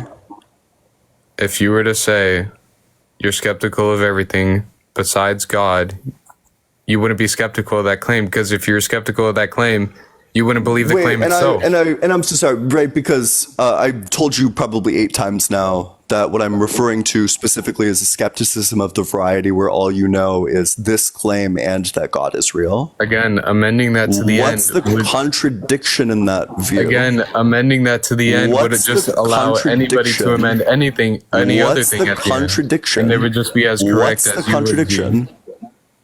I'm saying if you arbitrarily amend something at the end, then I could arbitrarily amend every single other transcendental. What is the contradiction? What's the contradiction? Let's hear it. What's the contradiction? It's arbitrary because if you amend... so could you just present like the P and not P? I presented the P and not P. Yeah, what's the P? The P would be that you're skeptical of everything besides God. No, but in the scenario where all you know is God and this claim... So it's not just God, it's God and this claim. And this claim would just be arbitrary, so I could add but what's in a worldview where all you know is God and this claim, what's the contradiction? Again, well, one, knowledge assumes a plethora of other transcendentals. What's the contradiction? What is the contradiction? Knowledge assumes a plethora of other What's the contradiction? What is the... Can you just give me the P and not P? Again, so this is what, Give me the the P and seventh not time P. I've gone through it? Wait, what's the P and not P? Let's hear it. Because what you need to provide is a contradiction, so what's the P and not P? Let's hear it. Well, in this scenario where you amend the thing, I would question the amendment itself. But what's and I'm so sorry, because a contradiction takes the form of a proposition and its negation. If I show the you do, because if you say that do you agree that self-refutation implies a contradiction? So are we allowed to be arbitrary about everything? Do you agree that self-refutation implies a contradiction? Are we allowed to be arbitrary about everything? Does self-refutation imply a contradiction? Let's just get clear on our definitions, okay? Well, I'm just understanding it. Can I amend the statement too? Well, no, because let's just get clear on our definitions. Do you agree that self-contradiction This is not fair. requires You can amend it, but I can't. Do you? Yeah, wait, so what do you want to amend? I want to amend, and also I can prove reality itself. Oh, to what? What are you specifically amending that to? The end of the statement, because we can amend anything now. Oh, no, right, because the scenario would naturally follow. The scenario that we've laid out would deductively follow if God has higher reasons, just because God, you have no reason to think that God would reduce you to global skepticism. How can you have a deduction with global skepticism if all you know is that claim? Yeah, just because that you can know that, and then you can also be justified in knowing that all you know is that So God. we're adding more things? Are we adding more things? No, it's the exact same three things. No, you just added something else. Now we can have knowledge. No, it's the exact same three things that you've always been able to add. It's the exact same three things. For the last 20 minutes, it's been the exact same three things. No, you just amended it, so now we can have knowledge outside of the statement itself. This is literally the exact same three things. It's the exact same three things. No, you just all right. So how can we deductively? Wait, and I'm so sorry because I just want to let's get clear. So now you just what is your understanding of the scenario? Well, when I asked you how can you know that statement to be true, you say, well, it deductively follows. I'm saying, how do you know deduction works? Trivial. It just trivially follows. How do you know it trivially follows? Because you would know that God exists, and you would know that God exists is the only thing that you know. But you would also know existence? No. Existence is just a word. How can you describe something being existent, but also not understanding what existence is just like a predicate, right? So you don't really know existence. You just said you would know God's existence. Yeah, it's just kind of... yeah, you would know that God exists, yeah. That's so the same thing I've been saying for the last 20 minutes, yeah. So you would know existence, correct? What do you mean by that? Are we going to amend that to the... Wait. What do you mean by no existence? What does that mean? Well, if you know that God exists, then it would necessarily follow that you know what existence means. What do you... Oh, well, yeah, you can... Words are... Do you think words are propositional? Do you think you know words? We can know the definitions of what the words entail. Do you think words are propositional? So if I told you I own a Mustang, am I talking about a car or a horse? So do you think existence could have multiple? Wait, buddy, and I'm so sorry. If I told you that I own a Mustang, does that mean that I own a car or a horse? If you think definitions are propositional, I'm just curious. So you don't think there's words out there with one definition? Wait, and I'm just gonna keep on asking you the question. You don't think there's words out there with one definition? I'm just gonna keep on asking you the question. So if I say I own a Mustang, does that mean that I own a car or a horse? That doesn't matter in this question I'm asking. Oh, wait. Why can't you answer it? I'm saying in the way we understand things. If I say I own a Mustang, do I mean that I own a car or do I mean that I own a horse? All right, I would have not enough information. Gotcha. So definitions actually aren't propositional. So you actually don't know words. So no, you actually don't know. So you wouldn't know what existence means? You don't know the word existence. So when you say skepticism existence, you wouldn't know it in this worldview? Yeah. So how can you hold the worldview itself if you don't understand the words? Oh, that's just going to come based on your intentional ideal states. And how would you know that's true or false? You wouldn't know those things. You would just experience them. Again, so now you're adding experience to this equation. How would you know that? Yeah, you don't know that you're experiencing what you just experience. So how would you know the claim if you don't know experience? Because you just experience it. You experience things as being for example, when you feel happy, you feel happy, although you wouldn't feel happy in this scenario. But you would just experience the understanding state you understand the difference from happiness and unhappiness. God exists and that He is. Again, you would understand the only thing that you know, and then you know that statement, and then you know that statement, and then you know that statement, and the infinite chain of you know that. Yeah, so infinite chain until you know everything. No, like an infinite chain of like, I know this So statement is and I infinite know chain that not statement and infinite I chain know anymore? that statement. You don't, it never leads to like any other knowledge other than, so let's define like proposition P as, that God exists, and proposition P1 as like, P, and then proposition P2 as like, P1, proposition P3 as P2, so on for infinity. So you could know that chain of like meaningless statements, but that's all you would know. So you would know meaningless things. Yeah. Effectively meaningless things, yeah. So then the first proposition, what's the meaning behind that? Just that God exists. But you just said it could be meaningless. That it is, all the other statements are effectively meaningless, that there are an infinite number of effectively meaningless statements other than like the first one. So is that special pleading again, or? No, because it deductively follows. It's not special pleading, it's That just assumes inference rules. That assumes deduction. Not really, no. Just that it just follows trivially. So how do you Wait, what do you think? how do What do you you come think to is that conclusion deduced? if you don't have the properties to use it What do because you you're think is? skeptical Wait, of them? I'm so sorry, what do you think is deduced there? You're deducing the P1. You're deducing P1. Yeah. So in what way are you deducing that God exists? You would be. Well, that's the problem exactly. So if Wait. you So affirm in that this scenario, God's you don't existence, deduce anything. okay, then we can get beyond that point. Oh God! Wait. Do you concede that one? Fuck! Why is it doing that? Do you do you concede that your arbitrary amendments to the proposition? Nothing about that is arbitrary. It actually just follows how so? deductively. So when I press you on it and you added it, was that a concession? No, not at all. I mean, that's just like trivial. No, it wasn't a concession. Yeah, it's just trivial. So then it was trivial when I did it.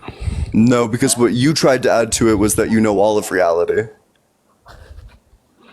No, my point is if you're arbitrarily amending the statement, then I could just arbitrarily amend all of reality itself. No, but it's not an arbitrary amendment because it just follows trivially. So all of the amendments just follow, they're just like trivial additions, whereas yours is completely unwarranted. So mine is yours would warranted be just based on unwarranted like too, the because facts it wouldn't that like give you A is propositions. A, whereas yours is based on nothing. Yours would be based on nothing either. No, just mine be is an just mine would just be based on like a thing being a thing. Like A is A. Again, Wait, and I'm when sorry. you Wait, I'm put sorry. this- So I just like laid out to you the arbitrary or the non-arbitrary way of arriving at all of the amendments that I made. So what's the non-arbitrary way of arriving at all the amendments that you wanted to make?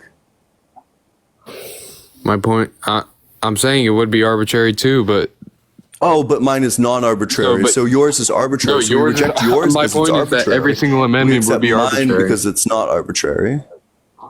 so you're just saying it's not arbitrary? Yeah, I proved that it's arbitrary not in itself. arbitrary. How No, so? the fact that A is A, the fact that when we use like a word like is, for example, that this just maps out when I use this word to a specific truth table that is not arbitrary, wherein we are like comparing specific objects in reality. There's nothing arbitrary about that. That is arbitrary if you're amending it to the statement. Not at all. Unfortunately, A is A. No, because you're just amending it to the statement because the statement is self-refuting. No. So you're saying Because- you're like wait, the statement is so self-refuting, but it's no. also not self-refuting because I just added this. I've never agreed that it was self-refuting. That this specific but this specific formulation of it is not self-refuting. by when you amended the statement itself. I think that you're like just a little bit confused. I'm not confused. Nobody uses this argument that belief that God leads into global skepticism. Wait, I can give you like the names of philosophers who use this argument. okay name. Yep. Well, yeah. Let me pull one up. Blackwell.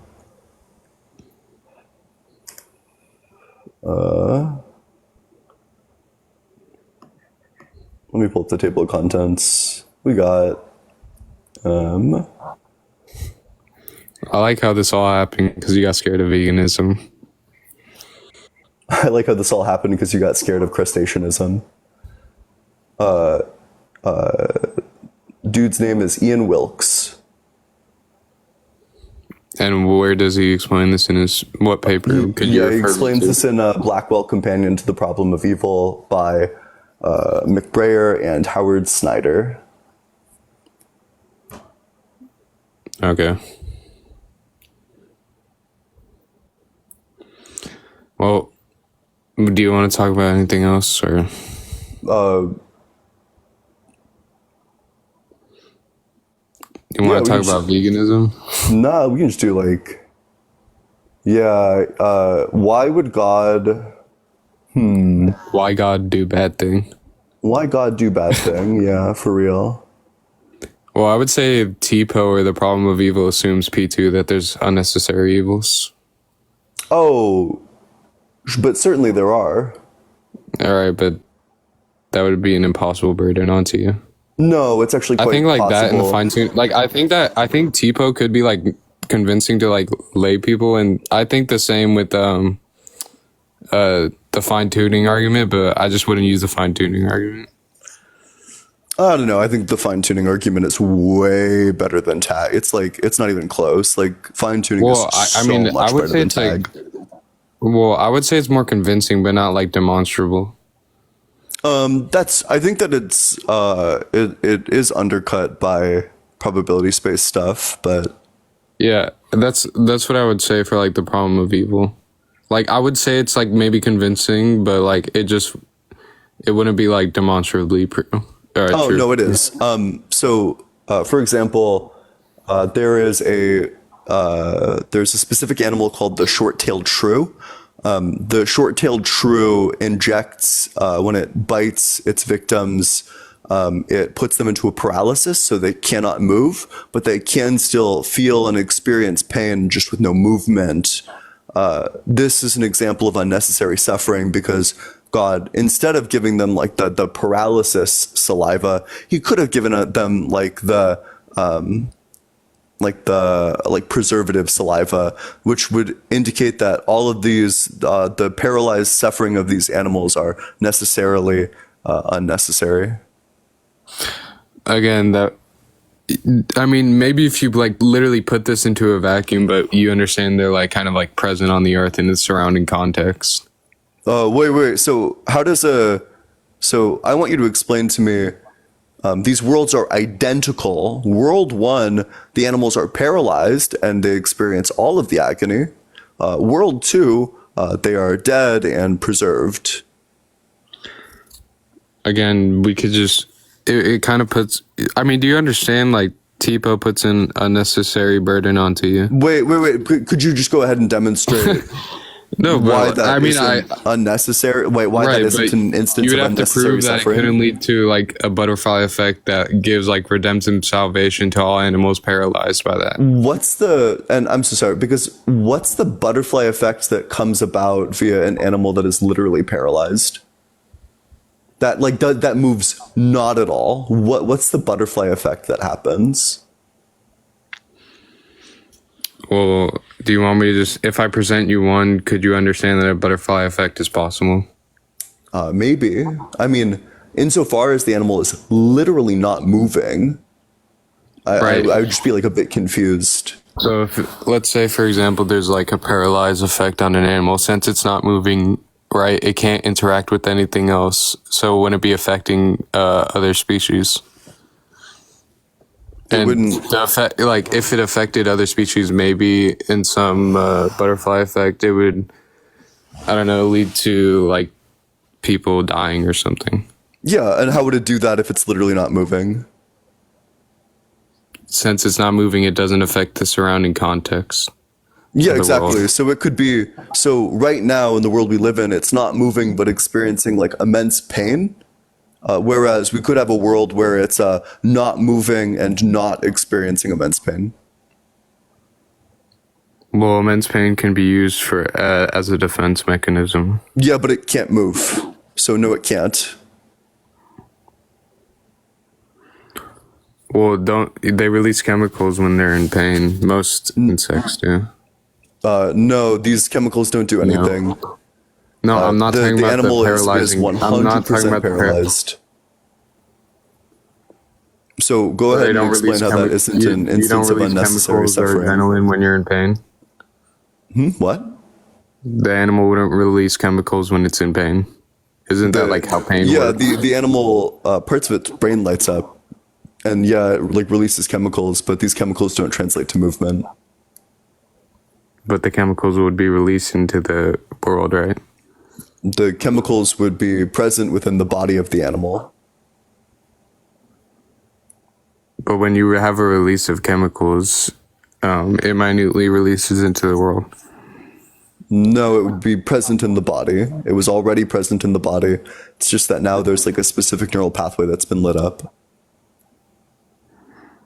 So how is this suffering necessary? Why wouldn't it be preferable for the animal to not feel this pain at all? Well, that assumes it's better if it were not to feel pain. No, just in this specific instance when it is necessarily going to die, why not Again, just make it not that feel pain assumes at it would all? be better than it when it not feels pain. I want you to show me how that follows. Oh yeah, it follows based on the fact that it changes literally none of its surroundings, and that any change that comes just from like slight shifts in the internal of the animal could equally be brought about by God, just like putting it in that way. As That assumes if God was to do it, it would be better, but that would be an impossible burden onto you. I mean, oh no, wait, because then it has the exact same effect. How does this have like a different effect on the world?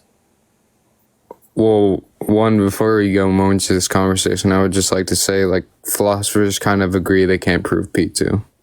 Oh, I don't really care about your appeal to authority. I just gave you an example that does prove P2. I'm just saying, I don't know why you're going down this path. I'm going down this path because I'm confident in my arguments. Right, but your arguments assume that there couldn't be a specific series of events after. Yeah, or wait, could you identify literally any possible series of events because the only difference between the world that I proposed and the world that actually exists is the animal suffering. Everything else is identical. So you would have to prove that animal suffering is unnecessary, but how do you... I just did, because I just demonstrated again, to how you. could you know there couldn't be a greater redemption for these animals? Yeah, so what I just demonstrated to you, I just gave you a world that is identical, except the animal doesn't feel pain, which would mean that the pain is definitionally unnecessary. That assumes that the only events that happen are within the world, but how do you know that the death or whatever couldn't lead to a greater arc of redemption? I'm sorry, wait, what do you mean by greater arc of redemption? What does that mean? Like the animal could be infinitely redeemed for its pain and suffering. Could God infinitely redeem it without the pain?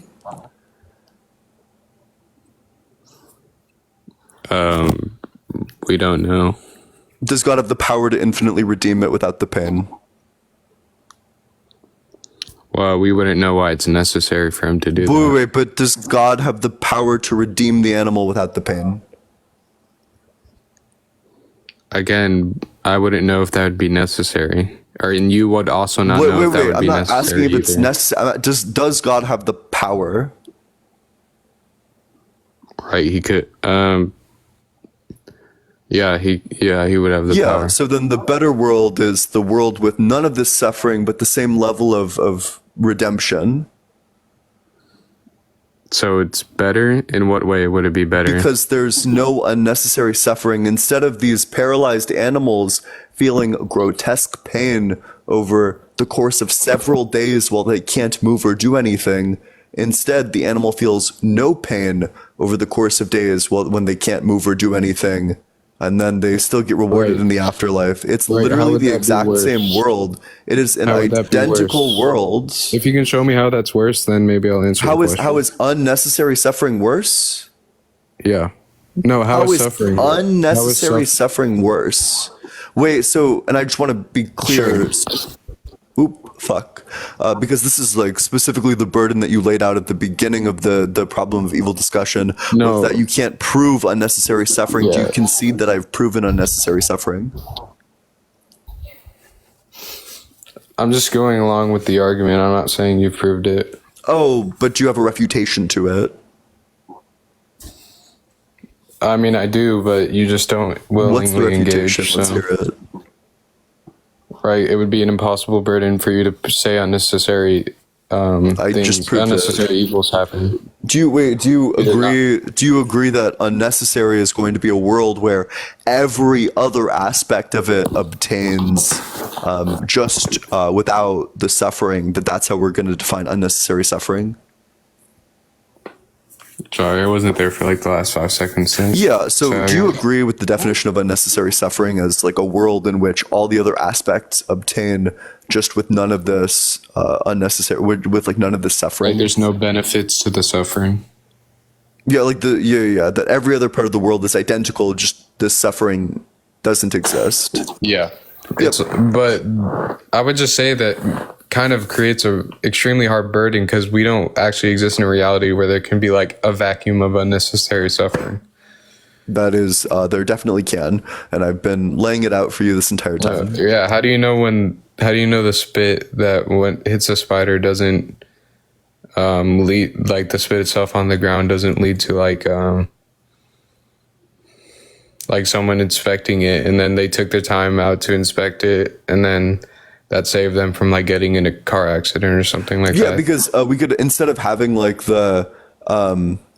you could have like the paralysis spit, but also it like takes away all sensations of pain.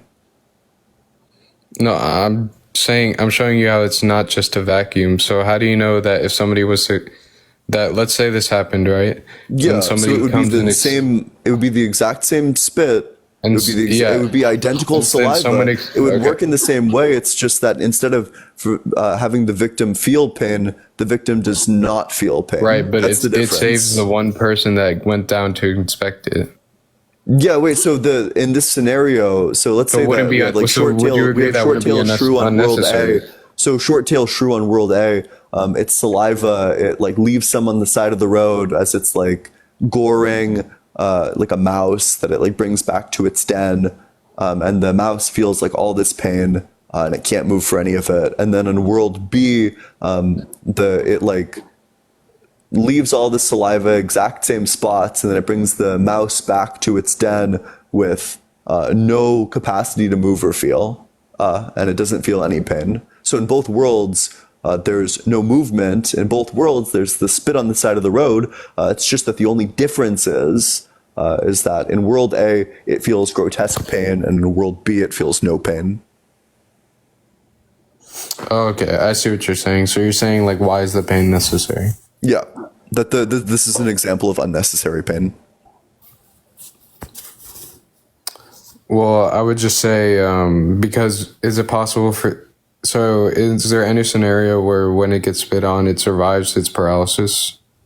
Sure, but then in these scenarios, we can just have it that like this spittle, specifically in scenarios where it like survives its paralysis, in those cases it actually doesn't like numb the pain. Evolutionary tactic, so then their offspring could understand and avoid predators like that. Yeah, but then in this world, God could just like make it so that it still feels pain. He could, but I just explained to you how it's not an unnecessary evil. No, but it would be an unnecessary evil because there's a world that has identical features, except it just doesn't have the evil.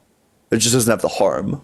Well, again, when you explain the problem of evil, it assumes unnecessary evils. Yeah, and I just laid out to you an unnecessary evil.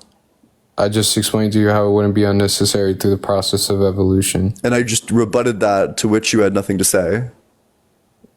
No, you just said in another worldview it could be different, but that's not. Well, That's not no, getting to so the point that it's yeah. unnecessary in this world, correct? Gotcha. Well, let me just like lay out too how it could be different. Specifically, it could be different in the sense that God could be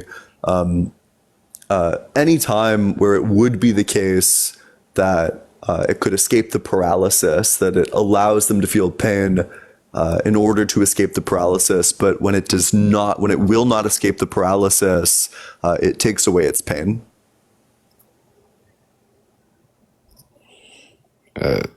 Again, that still wouldn't prove the claim unnecessary evils. So do you agree that the only difference between World 1 and World 2 is that in World 1, the mouse suffers, and in World 2, the mouse does not suffer? Do you agree that that's the only difference? Sure, but it wouldn't be unnecessary suffering in both or the one existence that has suffering. That is definitionally unnecessary suffering. That is just the definition of unnecessary suffering. Well, I just gave you a reason why it would be necessary. And you're saying you're kind of arguing that it could be better, but I'm not saying that's not unnecessary. Wait, so can we, and maybe we just got to get even clearer about definitions. What is your definition of unnecessary suffering? Because I gave one, and this fits my definition of unnecessary suffering, but it doesn't fit yours. So what's your definition of unnecessary suffering? Like unnecessary suffering would be like suffering experience that in no way possible, shape, or form couldn't lead to anything that would be like redeeming or any. Well, in the paradigm of God, this is how it would be kind of laid out. So a world where it couldn't possibly lead to anything higher or better. Yeah. Okay. So a world in which all the exact same things happen and the animal moves in the same way, but it just doesn't feel pain while it's in paralysis, getting gored. In World A, we have all this grotesque harm and this like horrible pain of getting eaten alive over many, many days while you can't move.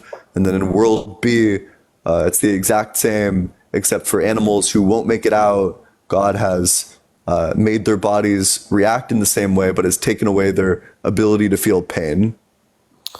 Right. Well, if he took their ability to feel pain, then it wouldn't be like passed on through evolution that they should feel pain when this happens. But they would wait, but they're not passing shit through evolution because they're dying. If God takes away their ability to feel pain in this scenario, he only takes away the ability to feel pain in scenarios. Survive this. He only takes away the ability to feel pain in these scenarios because they're not going to survive, which means necessarily that they're not spreading their genetics. So you think in no scenario they didn't survive the paralysis? Yeah, so if God's all-knowing, then he could just take away the pain from the ones who aren't going to survive. I mean, he could, but that wouldn't necessarily make the pain unnecessary. It would, because the only distinction, everything would be identical. Every single aspect of it, every single aspect of it would be completely identical, other than the fact that in one world there's this pain, in the other world there isn't this pain. That's literally the only distinction. The burden is to prove unnecessary evils, but I'm showing you how. So wait, are you of the opinion that there are no unnecessary evils?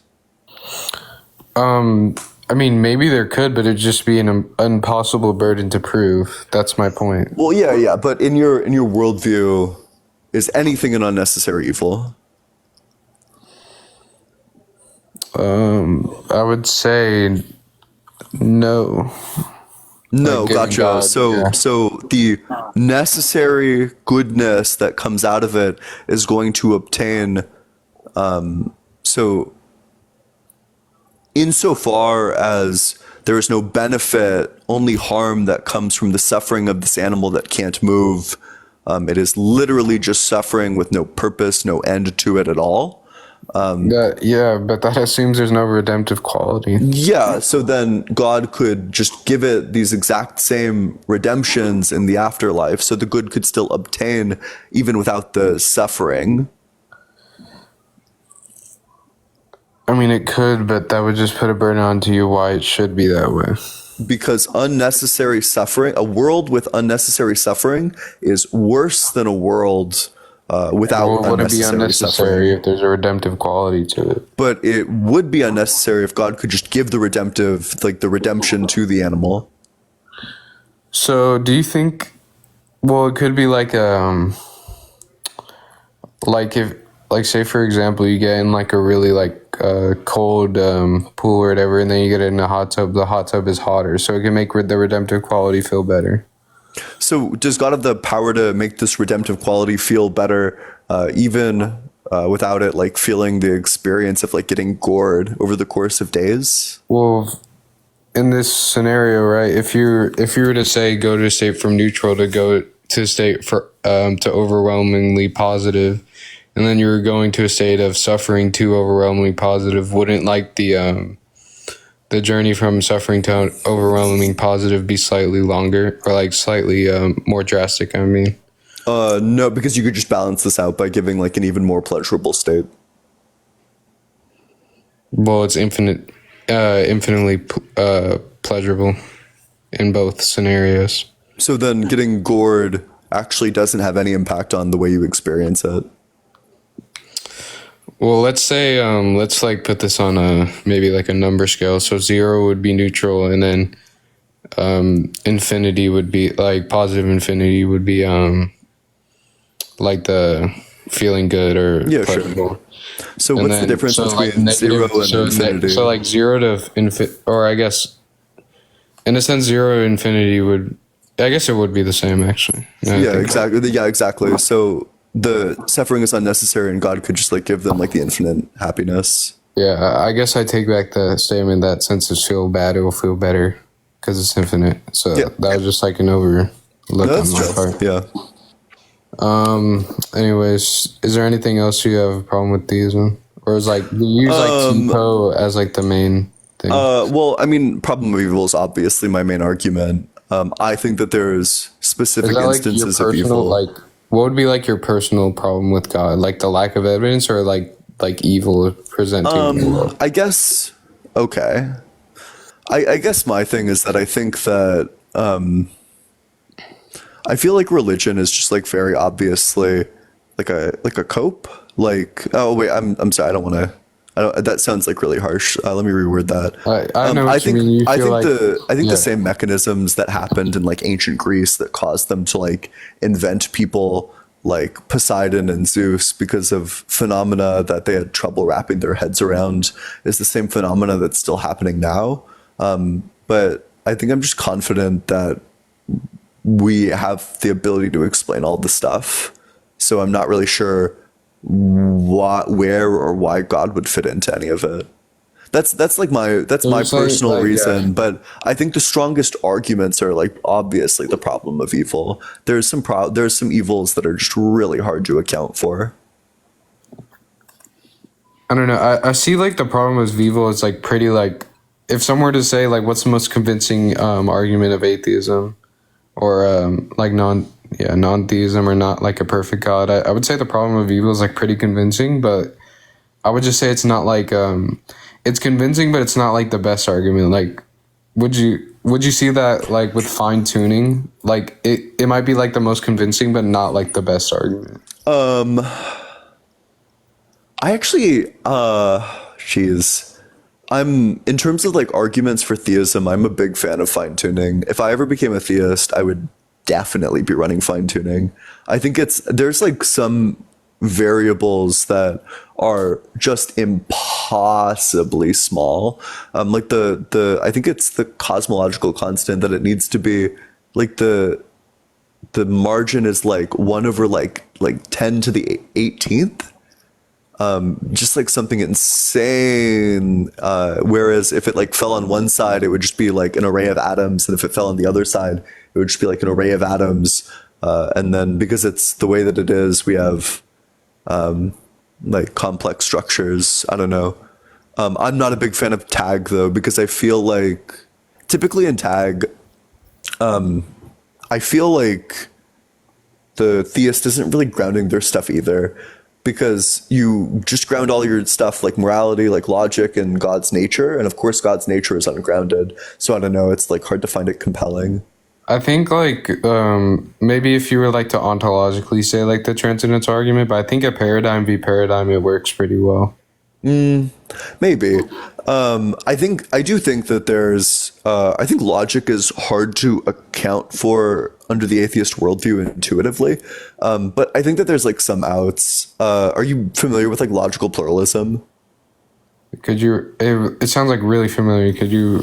Yeah. So it's just the idea that that there isn't just like one system of logic. It's the idea that there's like many systems of logic, that it depends on like the language that you're working on. So there's like certain cases in logic where classical logic just kind of explodes. For example, if you said like this statement is false, classical logic isn't really capable of evaluating a statement like that. Whereas something like fuzzy logic is, or like paraconsistent logic is. So I don't know. I think I'm kind of drawn towards the idea that there's like something fundamental just in the way that you've defined, in like the way we define the words, the way we define the syntax. But then I wonder if there's like a fundamental structure that goes beyond just definitions. I don't know. I think I need to think about it more. So one more question before I get off, because I've been on here for a long time. Yeah, go for it.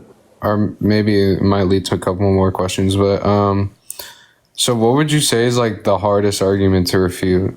Like something like Kalam, or like for me personally. So I don't struggle with much of like the philosophy. What I do struggle with, I haven't read very much of the Bible at all. I've made it through maybe like 4 books, maybe like 4 or 5 books. And when somebody gives me like, and to be fair, like that's sufficed for most people. For like 99.999% of people, it's sufficed. But you get like, occasionally you get like the 0.0001 person who just knows so much about the Bible's history, and I don't have fucking anything to say. Because they're just busting out names that I've never heard before. So like so like something like the evidential like argument for like the revelation would be kind of hard because you don't really have like historical exegesis or something. Yeah. Just that I have like some basic facts to argue against the disciples, or the gospels being written by the people that they're attributed to. I have like reasons to think that they're not written by these people, but if somebody, like the other day, somebody was busting out on me that like, well, actually, John knew like Polycarp, and Polycarp knew Irenaeus, and Irenaeus was the person who assigned the labels. Yeah. And I was like, I don't. Yeah, you kind of have to have an understanding of like church history. Yeah. I think I could understand, because I know. Do you know Justin at the Deconstruction Zone?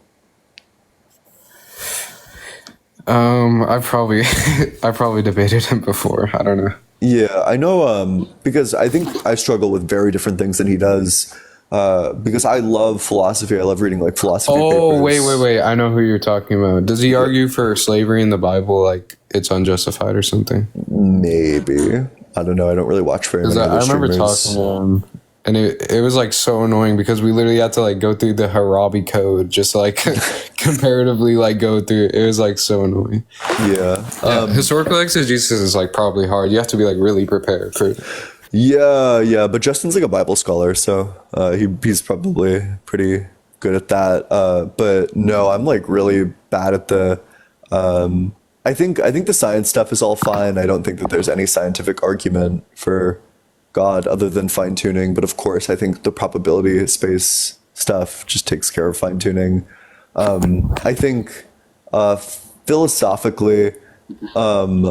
I do struggle a bit with tag, although I've been reading up a lot because I've been struggling with it for a while. So I read up a lot to get unstruggled with it, hopefully. But I don't know. What about atheist arguments? What do you think the best atheist argument is? I would say like the one where it's. Well, the one that like kind of like like trips me up a little bit is like why God wouldn't what's it called? It was like an atheist is like actually like discerning truth and like really trying to find the truth, but they really don't believe there's like not enough evidence. Yep, divine hiddenness. Yeah, that's a good one. Yeah. Yep. No, I run that one every now and then, but I think it's like kind of a mistake. I typically only run that one on like dipshits who tell me that it's like faith. Like, well, yeah, listen, bro, it's all faith. I like to frame it as just like, well, I can't have a relationship with someone if I don't know that they exist. So what would be, I know Danny gave me like a pretty decent answer to this one. What would be your answer to like the 12 apostles died for what they know to be a lie? We just don't have historical evidence of that. We have evidence that 3 of them were martyred. We don't know that any of them were martyred for the resurrection. There's literally no evidence that any of them were martyred for the resurrection, other than the Bible. The Bible is the only place that claims that 12 of them died for a lie. I thought Peter, there was like evidence, or I mean, Peter, it's either Peter or James. I don't know. Yeah. There was like Roman records or something, but I could be wrong. Yeah, no. There's evidence for 3 of them. I think it's like Peter and then like 2 others where there actually is like reliable evidence that these people were like martyred. But they didn't give like explicit statements or something. Yeah, exactly. Yeah. It's unclear what they were martyred for. And at that point, it just becomes the historical evidence just says like, well, they were martyred. And then the for what is like kind of ambiguous, you know, there isn't like they were martyred claiming that Jesus had resurrected from the grave. That's my response to that. What Danny said to me, which I thought was pretty interesting, because I don't really like when people give evidential arguments for God, because like, what is your criteria for evidence? I think like it has to be a question prior to that. So like what he said is like, well, even if this was true, like it would make more sense if this was like a psychological like phenomena, like a special one, and like not just like this like being in the sky that like decreed it or whatever. For, you know what I mean? For which? Oh, for mental stuff.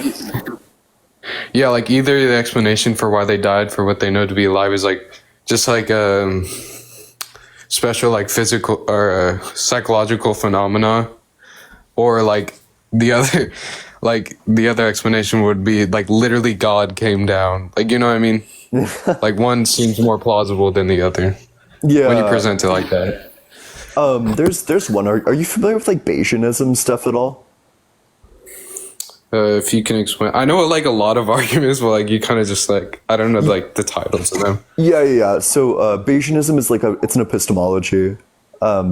It's like a statistics formula that basically says that how to explain it? The way you should come to your beliefs, the way you calculate the probability that a belief is true, just based on the prior probabilities and like the existence of specific data. So what it focuses on is which hypothesis is more likely given the data.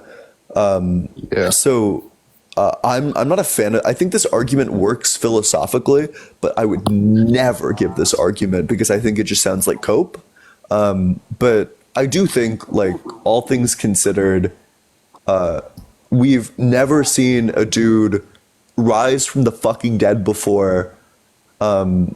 But it's like possible that like hell, like aliens exist, or that there was like a conspiracy to make it up, that these things are like, oh, so it like provides a bunch of alternative explanations. It's like, well, would this one be more like satisfactory or something like that? Yeah, exactly. Yeah. That like technically like the aliens hypothesis, or like it's just like a big Roman conspiracy hypothesis. Technically, that does like fit with our prior probability. In my opinion, fits better than like a dude literally rose from the dead via like magic. That doesn't seem that like our prior probabilities would just suggest that we favor naturalism. But like I would never make that argument because it just sounds like cope. I actually probably would, if somebody proved to me the resurrection, I probably would become a Christian.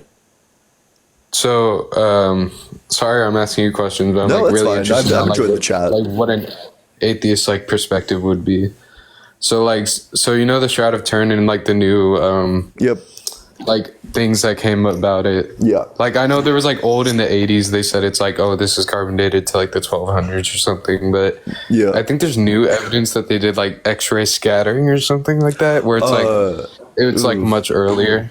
Yeah, you should. Or I something. wouldn't cite that study if I were you. In that study, it specifically says that the X-ray scattering only works if the Shroud of Turin was kept at like extremely precise conditions for the last 2,000 years. That it needs to have been kept at like between a temperature of like 60 to 70 degrees at like a humidity of like between like 55 and like 65% humidity for the last 2,000 years. And that's obviously not what happened insofar as it's been through like 3 fires. Got it. Yeah. And then the last, I swear this is the last question. No, that's what you can What ask would, me. Like, I'm enjoying the chat. You can ask me as many as you want. So what would be like, even if it's personal, it doesn't have to be like a logical explanation. What would be, like if you were to see something happen in reality, you'd be like, oh, God definitely exists. Like, what would that be? Gosh, I think that there's like really interesting like hiddenness stuff that if God's all knowing, then he does know exactly what it would take for everyone to become a believer, which means that if God wants everyone who's open to believing to believe, that all he would have to do is like make certain experiences happen. For me, I don't know, like a really easy one would be if God like fuck, I don't know, like turned the lights off, all the lights off right now, right this second, I'd become a Christian. If God popped down Like, for like so like maybe for an like 2 seconds, experimental was type. like, hey, what's up? I'm God, then popped back up into heaven, I'd become a Christian. Any of these things would make me become a Christian immediately. So like maybe like an like a experimental thing. If you're like, God, give me a golden bar right now, make it pop in front of me. And if you did that multiple times, would you believe in it? I wouldn't set so high of a standard because that sounds like really greedy to be like, God, give me like millions of dollars of gold. Well, no, I'm not saying that. I'm saying like, God, make a pencil appear in front of me right sure, now. yeah. And if Yep. you were to do that multiple times, would that be like, oh, well, Just it once. seems more plausible. To be honest, if the lights turned off, like right now, within like the next 5 seconds, I'd become a Christian.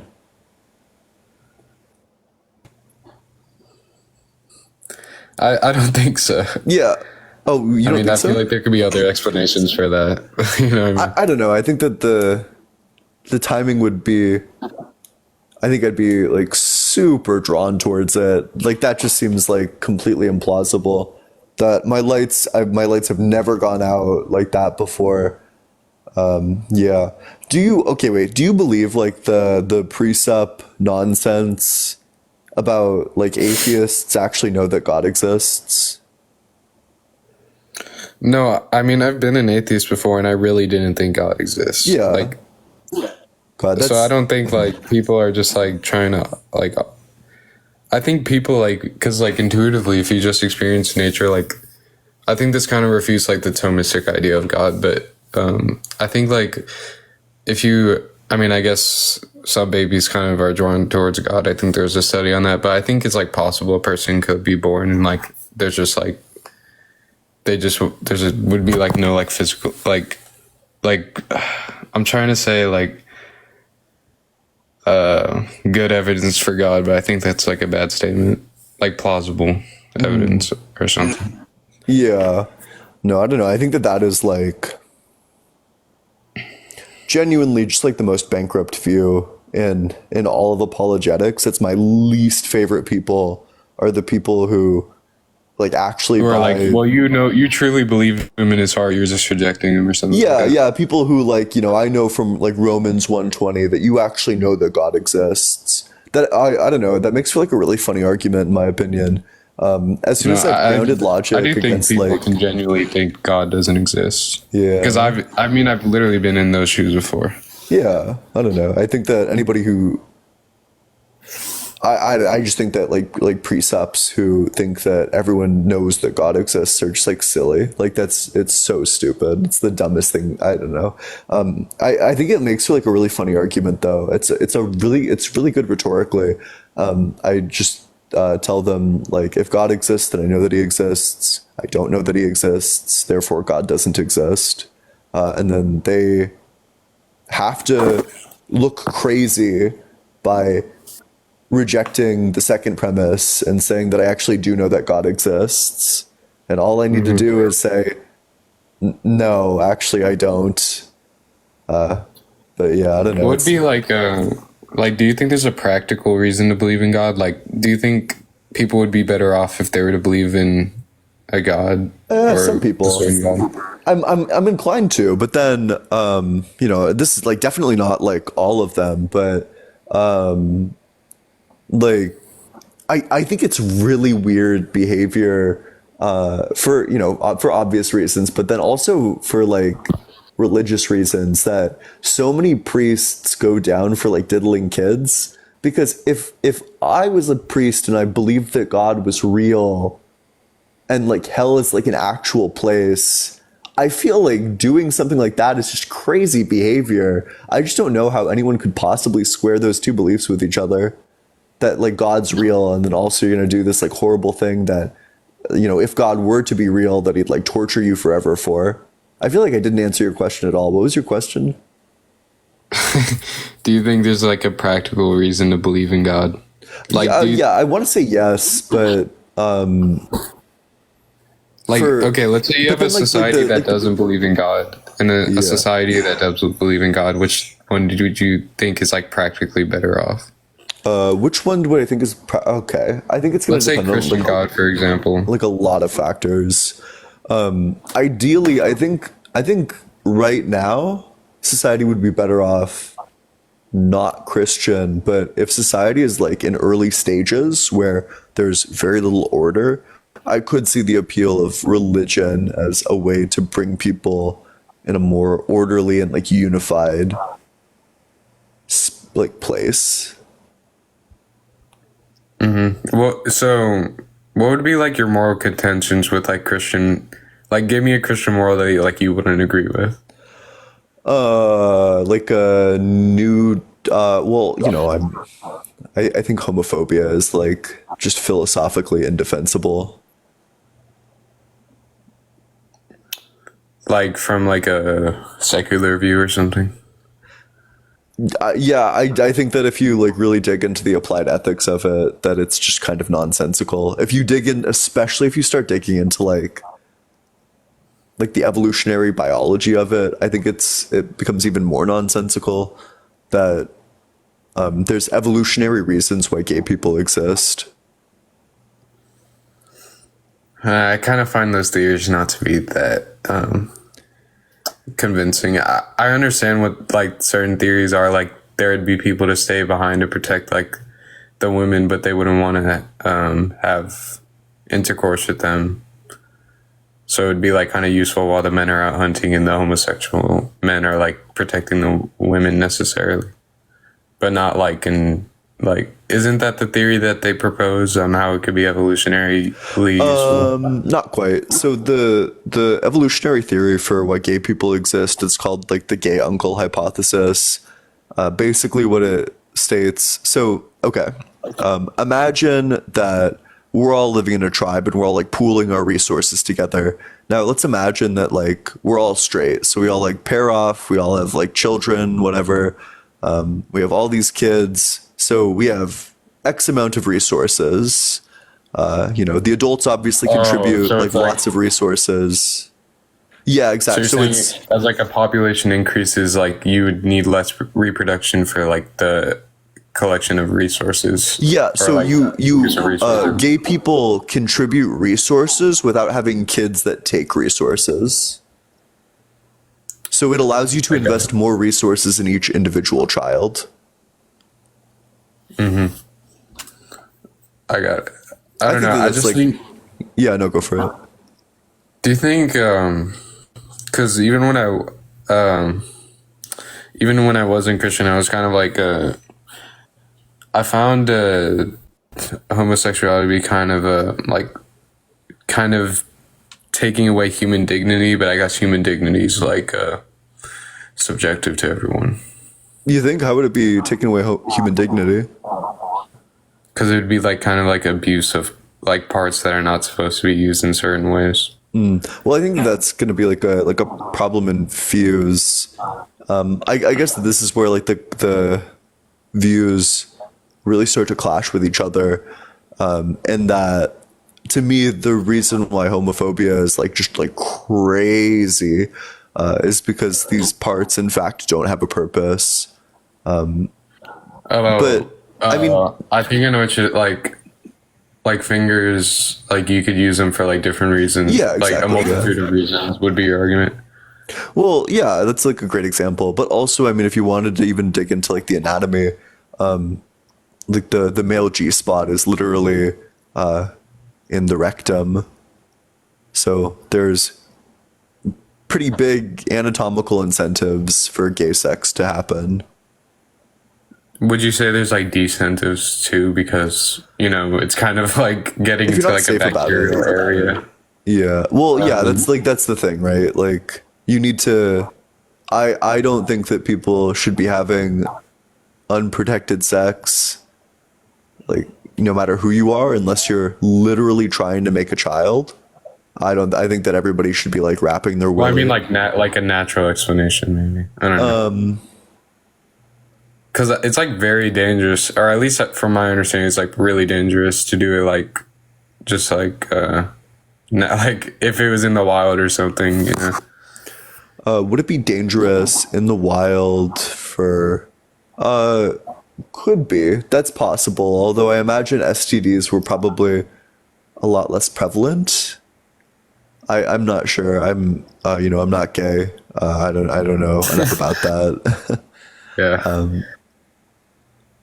So would homophobia be like? Do you have any other contentions with morality? Any other contentions? I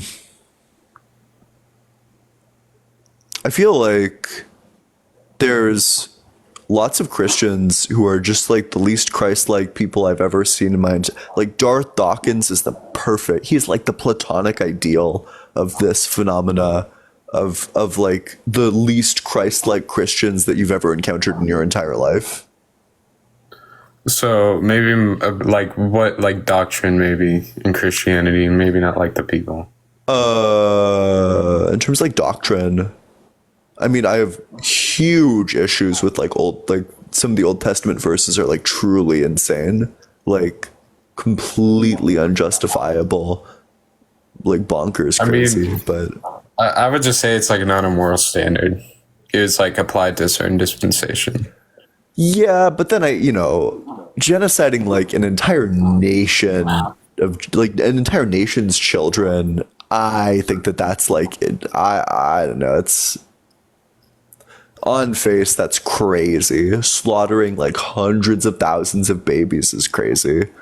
I think like that using that. I mean, I could see like I think that's like pretty convincing if you're to like just because like I don't know. Do you have Christian friends in real life?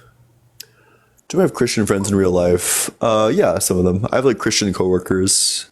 Would you like have you ever been in a debate with like a regular Christian in real life and like presented like specific verses? Oh, Like when I was first like learning about it, I found them to be pretty problematic. But like when I kind of read it, I was like, well, this seems like to be like like God is like preparing a certain amount of events to happen to give the Redeemer. But anyways, yeah. No, I don't know. I don't. Ironically enough, I actually don't debate very often in real life. I don't know. I try to avoid debating with people because most people don't like being debated with. gotcha. So just like Old Testament and like kind of homophobia is like your biggest contention with like the Christian paradigm. So, okay, well, by far, like my biggest contention is like, I think that the strongest verses against Christianity are the like Old Testament, like the slavery verses, the genocide verses. You've probably heard like the one about like 42 bears or like bears mauling 42 kids. You probably heard that one. Yeah. I think that one's pretty fucking crazy. I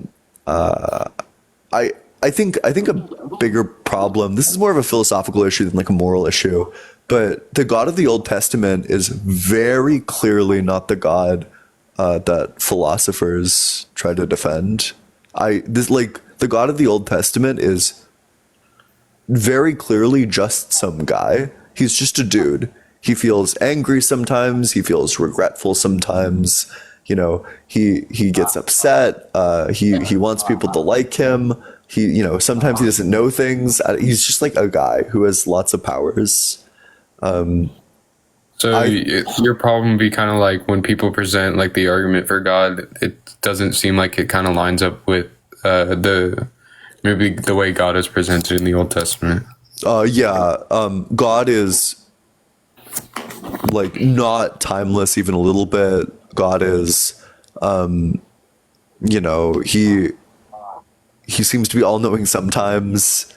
He seems to be like really cruel sometimes. It just is, it's because it seems like categorically he doesn't have like these omni properties, and there are times where he loses battles. He lost a battle to iron chariots. He lost a battle to like the Moabites because the Moabites prayed to their gods, and then their gods like kicked his ass. Like there was, just like I don't know. I think it's really hard. Yeah, I think there's pretty good explanations for like God's rhetoric.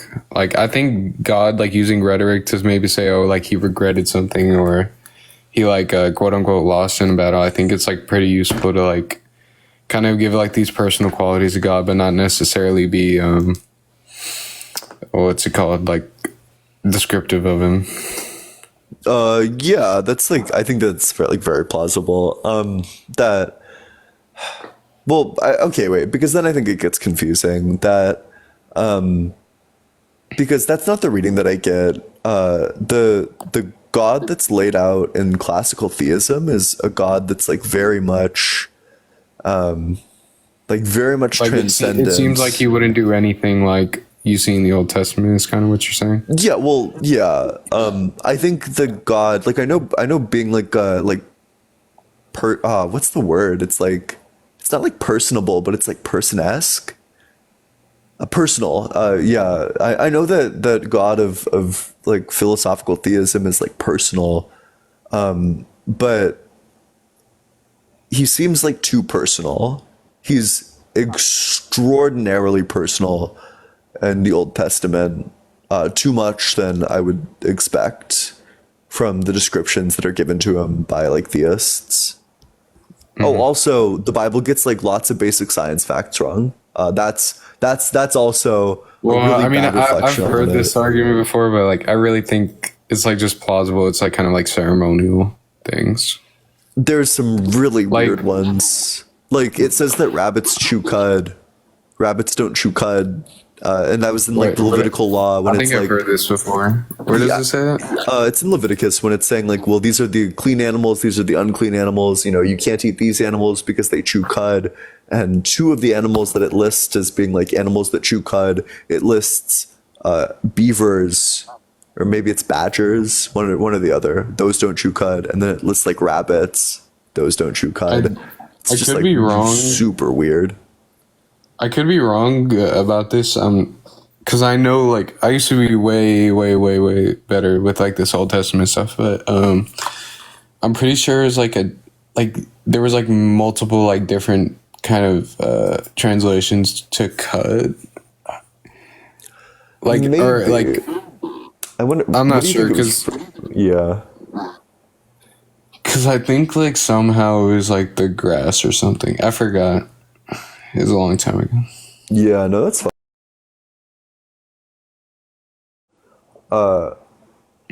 And like I debate. I don't know how long you've tried to get onto my stream before, but I debate lots of like insane fucking people who will defend Genesis as being like literally true, which is like obviously just nonsense. But I think like saying like it's a metaphor gets you out of a lot. But if you're running, well, it's a metaphor too much, then I think it becomes like, and then you're like, well, what is a metaphor and what isn't? You're kind of like Jordan Peterson.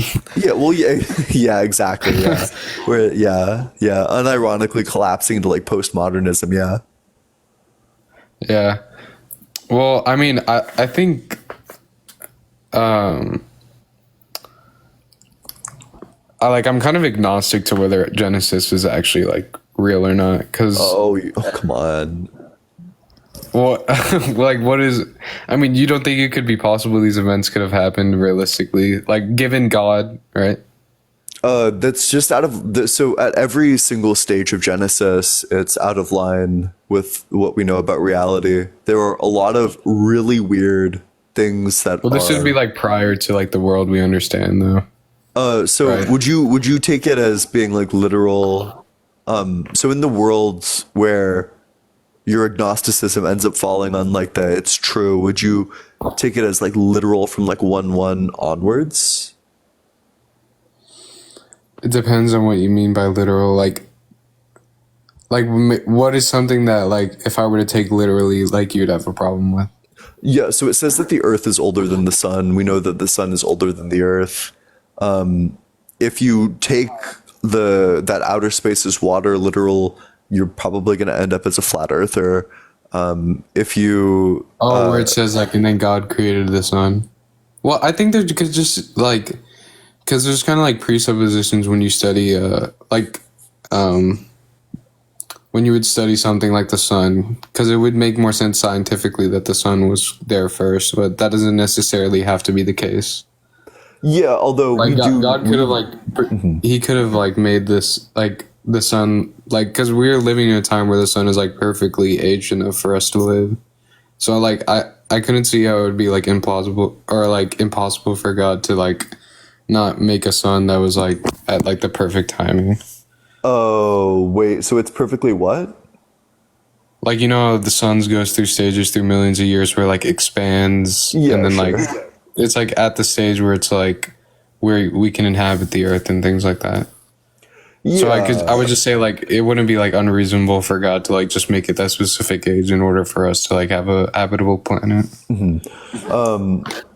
That's But, like, that's, when you go through science, it's, like, you're kind of, like, presupposing that, like, the sun had to be, like, was started out from, like, the beginning point onward. You know what I mean? yeah, but then I think if you start claiming that God is like fucking with our ways of reading age, I think that gets you into like some really bad places in divine hiddenness. That the fact that science seems to contradict and like conflict with the Bible leads people to have like justification for thinking that it's not true. That Yeah. I think if God Well, is that's why I'm real, kind of that we should have agnostic to no reason to think that innocence. he's not true. At least, like at the very least, we shouldn't have like basic facts about reality being like indicative of, you know, maybe God doesn't exist. Well, that's kind of why I like hold to precept, because I think like in the way you see the world, we kind of like to question that. I don't know. Yeah, I don't know. If I were a Christian, if not fine tuning, I might run precept. But I don't think the argument is good. But I think that it's like a fine like debate tactic. I just think that the argument itself is like kind of philosophically bankrupt. I think it's like the main problem I have is it's like really, really abstract. Like, you know what I mean? No, what do you mean by that? Like it's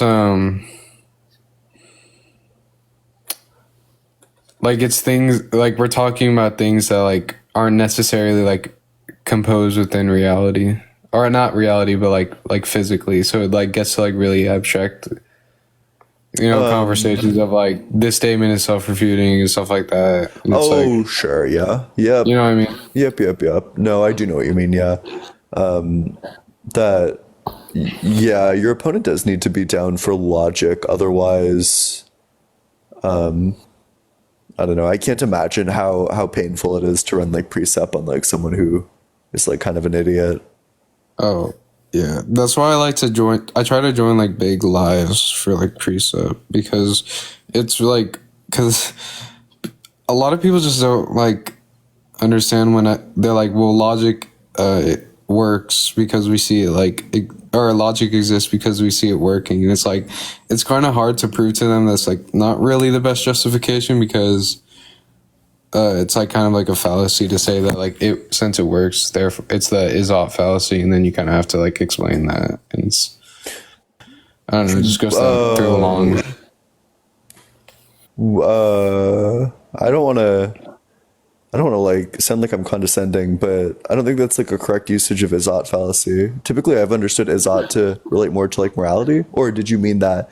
Were you talking about logic just now or morality? I mean, I think maybe in the way David Hume presented, it wouldn't be like necessarily applicable to this, but I think like in some sense you could say like maybe isot was not like the best. Yeah, I'm saying like, well, since it works, therefore it has justification. Isn't it justification? Yeah. It could be like a Yeah. pragmatic justification, just not like a actual like justification or grounding. Yeah, I think the grounding logic is weird, right? Because you need to give an account of where logic comes from, but that place that it comes from needs to be almost like innately not logical because it needs to precede logic. But I don't know, like I don't think that precept, I think when you get into it, even if the atheist doesn't ground logic, I guess I'm just not very convinced about grounding logic and God's ungrounded nature. It just feels like it's not actually grounding it. So you think it's like, because the way I try to present it is like a bootstrapping problem, which is not like very popular. I also don't argue for my whole paradigm itself. I know like that's like the classical precept is to argue that like the Christian, like the Trinity is the only way that God could be comprised. But God, I kind of that's do the like the stupidest fucking argument I've ever. That argument's so bad. It's so bad. The argument that's like, you know, I think there's some good points to it, but I wouldn't say it's like necessarily demonstrable that it has to be the Trinity. yeah, maybe. Like It just I think sounds there like- you could like say there's another way it could be. Yeah, it just sounds like turbo logically code. following. I think an interesting objection to like Trinity stuff, like Trinity precept stuff, is that nowhere in the precept do you like presuppose that this God is like the Father, Son, and Holy Spirit, just that it's like a triune God. I think the way and they argue for the Trinity, most precepts argue for the Trinity, I think could just be applied to like maybe a God with 4 persons or like 2 persons or like, because they say like the relations to each other like for all of time, so it could be applied to material when it's created or something along those lines. I think it doesn't necessarily have to be a 3-person being to do that. I would say maybe there's like kind of an argument for like a multiple personal being, but not like a 3-person being per se. Yeah, no, I could see that. I think that it's like really ambiguous why 3 is like the perfect number as opposed to like 4 or 5 or like 2. All the reasons sound like just like really implausible. I don't know. It just sounds like it kind of sounds like the philosophical equivalent of like doing art. Whenever I hear someone give like the argument for why the Trinity is required for grounding logic, it sounds like the most like ad hoc, like fanfic level nonsense I've ever heard in my entire. It's just such a bad argument. Yeah, that's why I think the best way to like propose precept is like paradigm v paradigm. Just as like comparing like how you ground these things. Yeah, and not like necessarily like because, well, I think.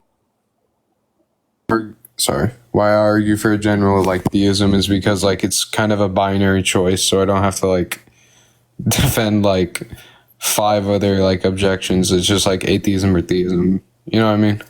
Yeah. No, I get that.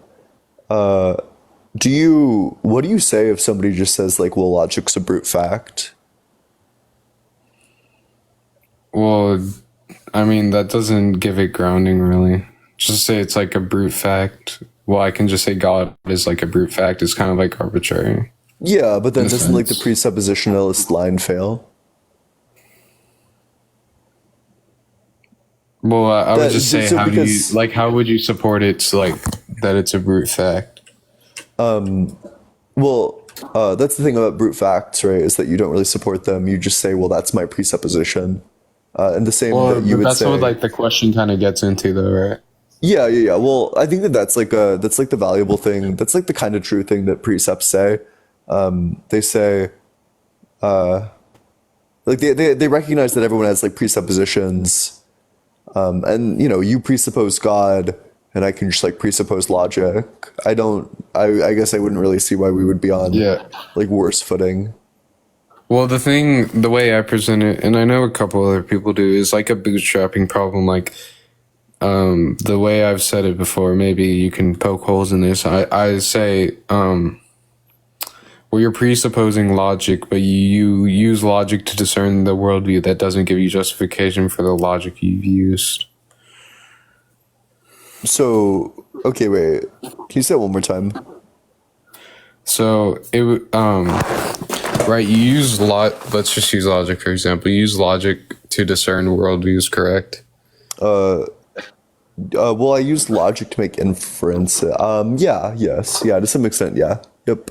Yeah, and if like you were to use logic, but the worldview you come to the conclusion doesn't give justifications for the logic you've used, then it would be like, well, how did you even get to that point at first if you don't even have justification for it before or after or during? Or Okay. I don't know if I'm saying this, but that makes sense. But I think the problem that I would definitely take with this is that that's like I'm extremely convinced that grounding things in God's ungrounded nature is not giving a justification for logic. That you have not grounded logic, you have just kicked the can down the road one step.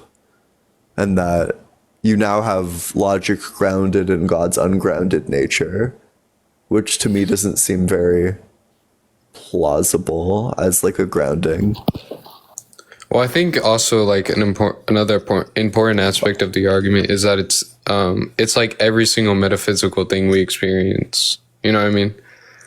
Like regularity in nature, and it's like all those different things, not just like logic itself. So it's like a plethora of like these of this like certain category and certain things, and like what would that be grounded in specifically? Yeah, and I think that there's depending on how you phrase it and how you frame it, do you frame it in terms of like possibility? Like what grounds possibility? I've never went down that road. So. Okay. Yeah. I mean, I've only been doing tag for like a month now. Okay. Well, so I'm like, or I mean, by doing it, I mean like joining, like I've joined like maybe 7 lives and done tags, so I'm not like too experienced. No, that's fine. So if you've only done, what was I just thinking? I'm sorry, I didn't get enough sleep. I got like 4 hours of sleep. What was I literally just thinking? Tag. Oh yeah, possibility. Well, I think for people who run like the possibility line, it just depends entirely on like the modal scope. So what grounds it is going to be different. So what grounds like logic, for example, is just whatever like account of logic you give, whereas like what grounds like physical possibility, well, that's just going to be like the laws of physics. I don't know. I have books that I'm picking up that should hopefully be delivered sometime soon for like laws of physics stuff. But I also think it's possible that they just like always existed. I don't know. If maybe down the line you should try to, because I know Danny and Mike have both debated Jadar, and I found Jadar to be like he says things that I like don't quite understand. So maybe if he ever like presents the chance of where he has an open debate, you should definitely join. Yeah, he definitely articulates it better than I do. I kind of like just like thinking in my brain. I don't really have like a line of explanations for every refutation. Yeah, no, that's chill. But I think I'm. Yeah. Do you think that it's a problem for the tag worldview that God's nature is ungrounded and that you try to ground all these things in God's nature? I think like the way I think like no matter what worldview, you're gonna have recursion at some point. That's just like kind of how, because to have an infinite regress wouldn't really make any sense. So I just think, like I guess I just present it as the bootstrapping problem.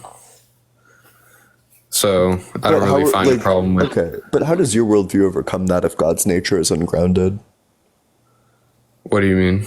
Overcome So what? presumably you would be saying that like do you say that logic comes from God's nature, or like that he just like believes that logic things? It would be like kind of a reflection of his nature. It would be a reflection of his nature.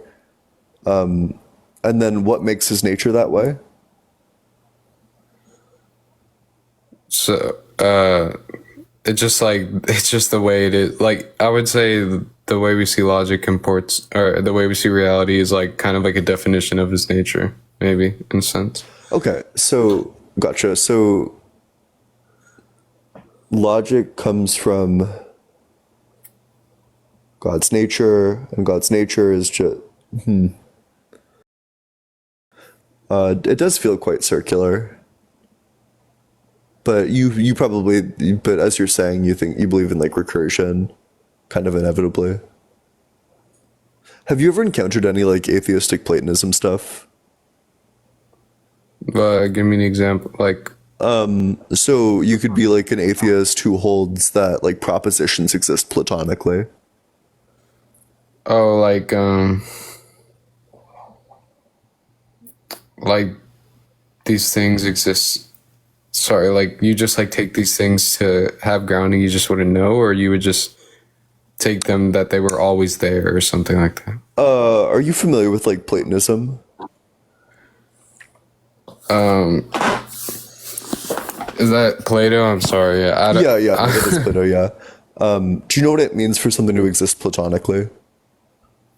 Could you explain that? Yeah, sure. So when something exists platonically, it exists outside of time and space. It doesn't cause stuff. It's like unchanging. There's some other characteristics, but it doesn't really matter. Common examples But then of this are I feel like that would kind of give it like a divine characteristic. I would differentiate it from divine stuff because God has a mind, whereas Plato's the One doesn't have a mind. What it has is like a bunch of forms. Maybe. So- I don't know. I'm pretty young. I'm 18. I'm still a senior in high school. Yeah, you're chilling. So I'm like really trying to learn this stuff. No, yeah, I don't know. You're chilling. You're doing a-okay. But fuck, where was I? Oh yeah. So Plato believed in like this other dimension called like the dimension of like forms. It's basically like the dimension of like abstract objects. So classic examples of like Platonic objects are like numbers or sets or like shapes. That these things don't actually exist in reality, but they get like embodied in reality sometimes. And some people hold that propositions themselves are also Platonic. So I would just have to study them more. I've never heard this. Well, because to be honest, I don't think many atheists hold this position. no, they don't. It's You know what I mean? It's because most atheists are materialist, and Platonism is. I think it requires at the very least like substance dualism, and it probably actually even requires idealism, to be honest. Yeah. Well, I would just have to study Platonism more. Yep. Yeah. But I don't know. Yeah, I think I that's guess- like a grounding you could give. Yeah. I mean, I'm sure there has to be some sort of rebuttal at some substance, but yeah, I'll definitely learn more. It was good talking to you. Yeah, it was good talking Sorry, to you.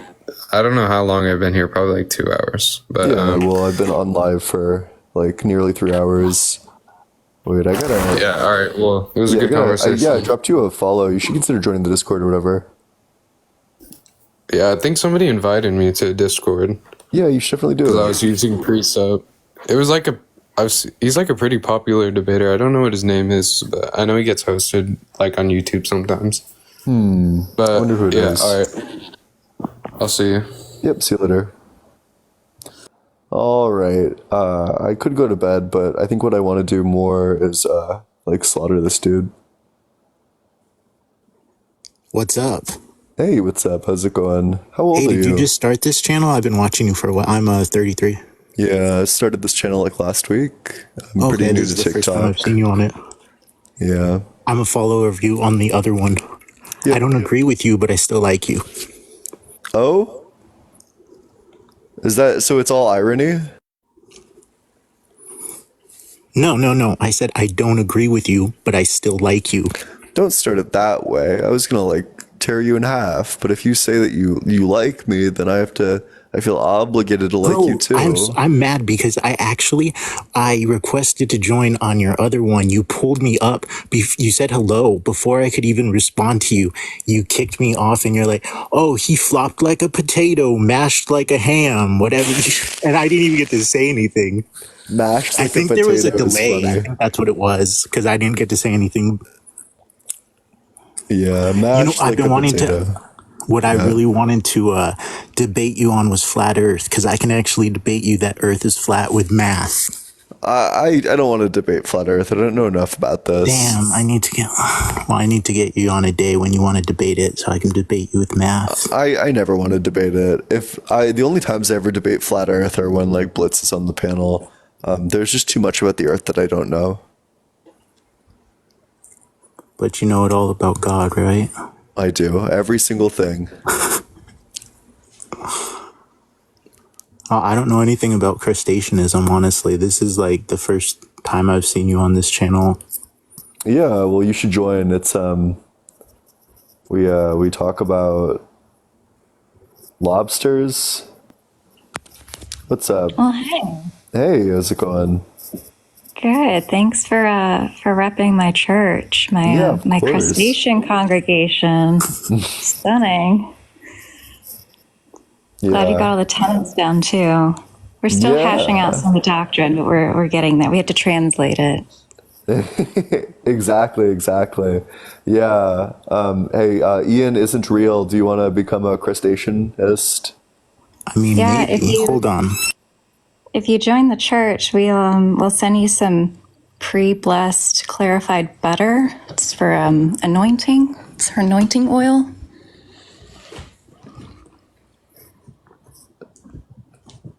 Damn. Wait, oh my god. My brain is so slow. I just got what that meant.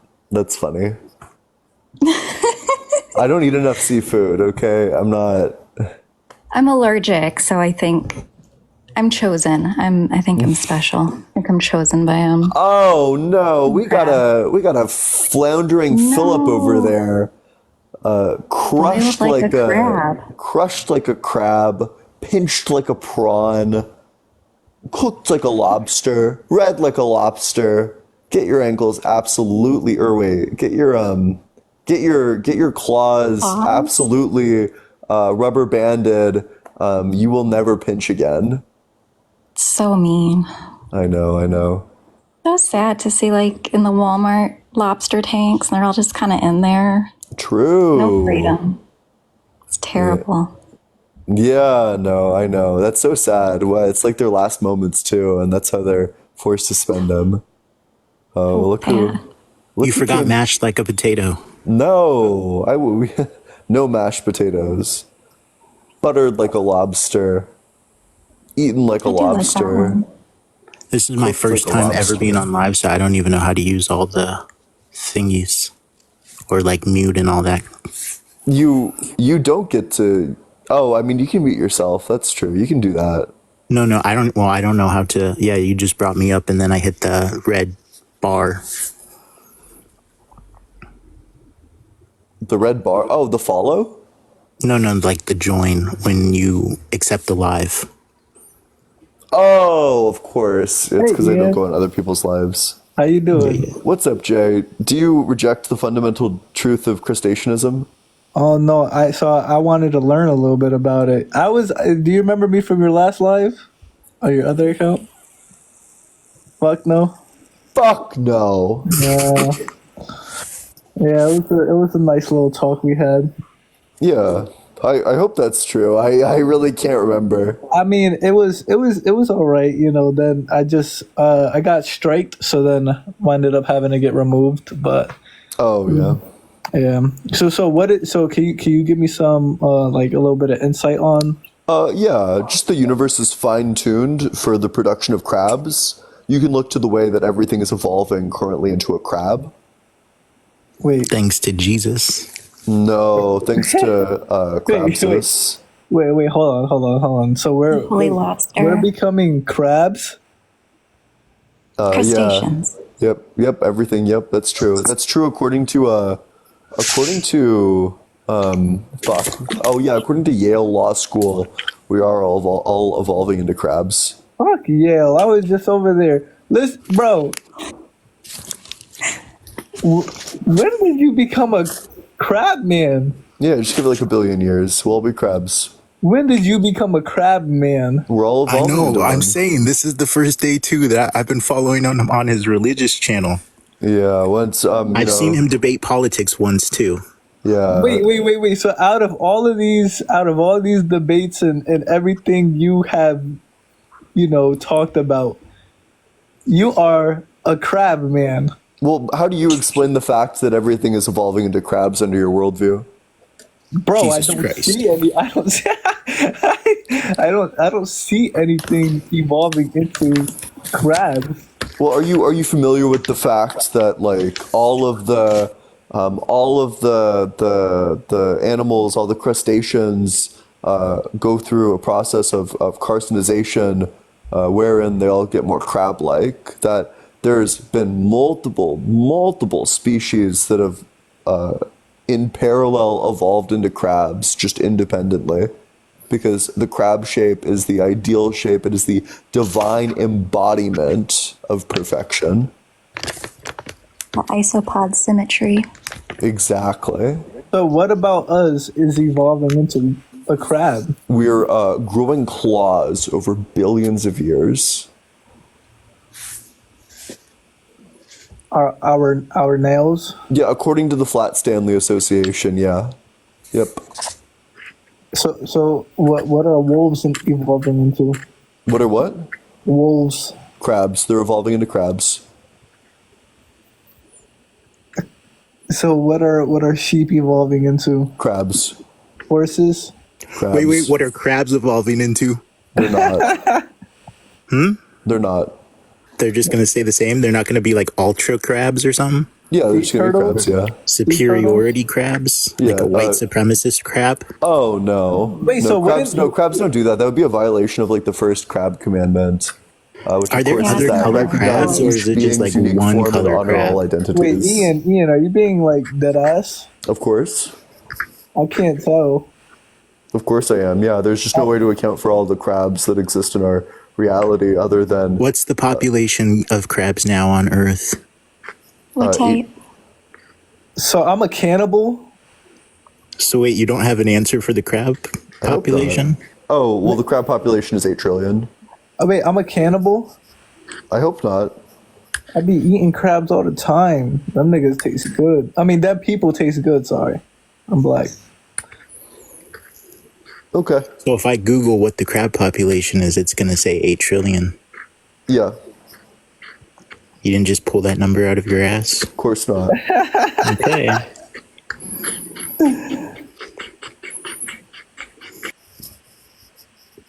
Wait. Yo, wait. I need you to look at the camera with a straight face and say, I am.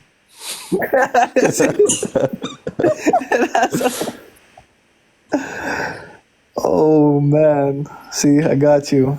Now I know the truth. Nuh-uh. Whoa, is that Caro?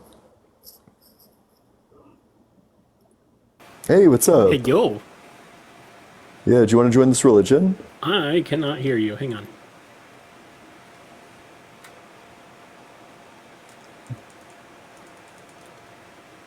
Bork? Bork? Okay. You're not going to be saying Bork for very much longer. Soon you'll be making crab noises. Oh, I accept your surrender. Boiled like a crab. Cooked like a crab, boiled like a lobster, pinched like a prawn. Get your claws absolutely rubber banded. You will never pinch again.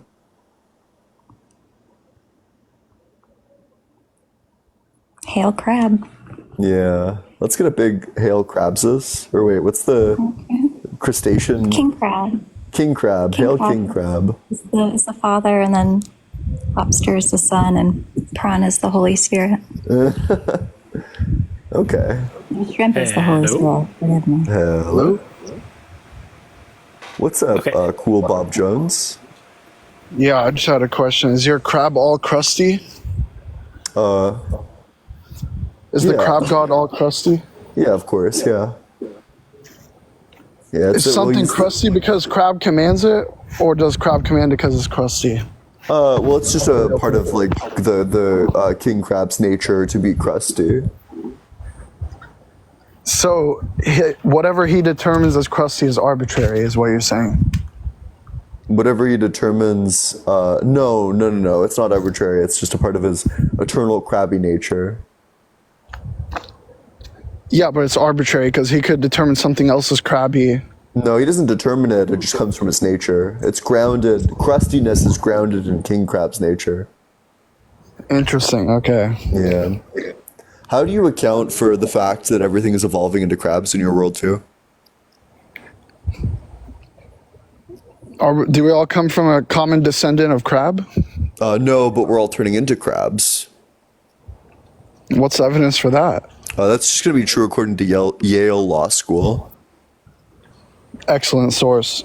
Yeah, it is. Yale Law School, the leading authority on evolutionary biology. Yeah, so according to the Flat Stanley Association, Yale Law School is highly credible when it comes to crustaceans, specifically in relation to carcinization. I guess I'm going to have to read up on that then. Yep, you will. Yeah, you need to read the bubble before it's too late. Guess so.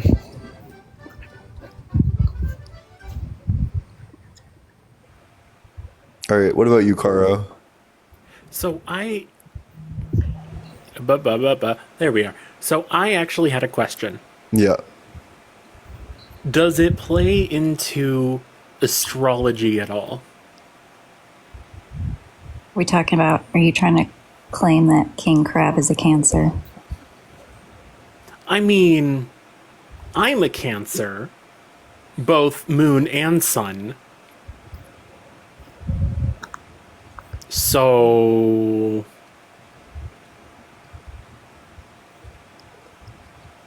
Did you know that everyone's going to be a Cancer soon enough? Very true. Oh. Stunning. Do you want to join the religion? Shell, yeah.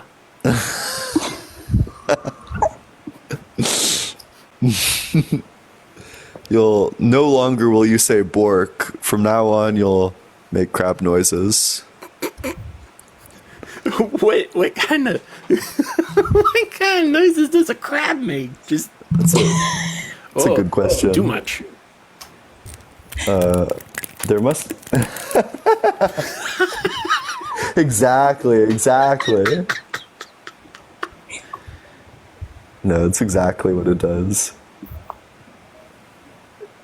Yeah. And you may have caught it earlier, but of course we gotta love and respect just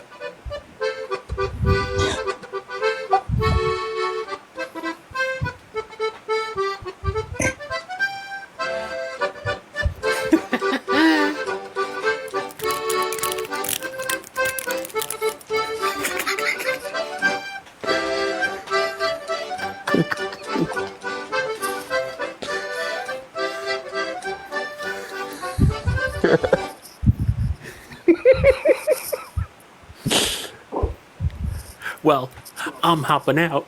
Just thanks, Kara. On to the next one. God, we're really spreading the gospel. Part of my congregation. Hello, Yeah. hello. Do you know What's why the up? 10 Commandments was written in stone and not on paper? No, it was written on driftwood. Because you can't write underwater. Yeah, it's from driftwood. Look at that. See? Look at Crabsus holding It's the carved. 10 Commandments. Carved by the claw. Yeah. Whoa, sounds like you're already in the congregation. Well, some know. Some know. That's all I got. Yeah, exactly. Awesome. Hey, what's up? How's it going?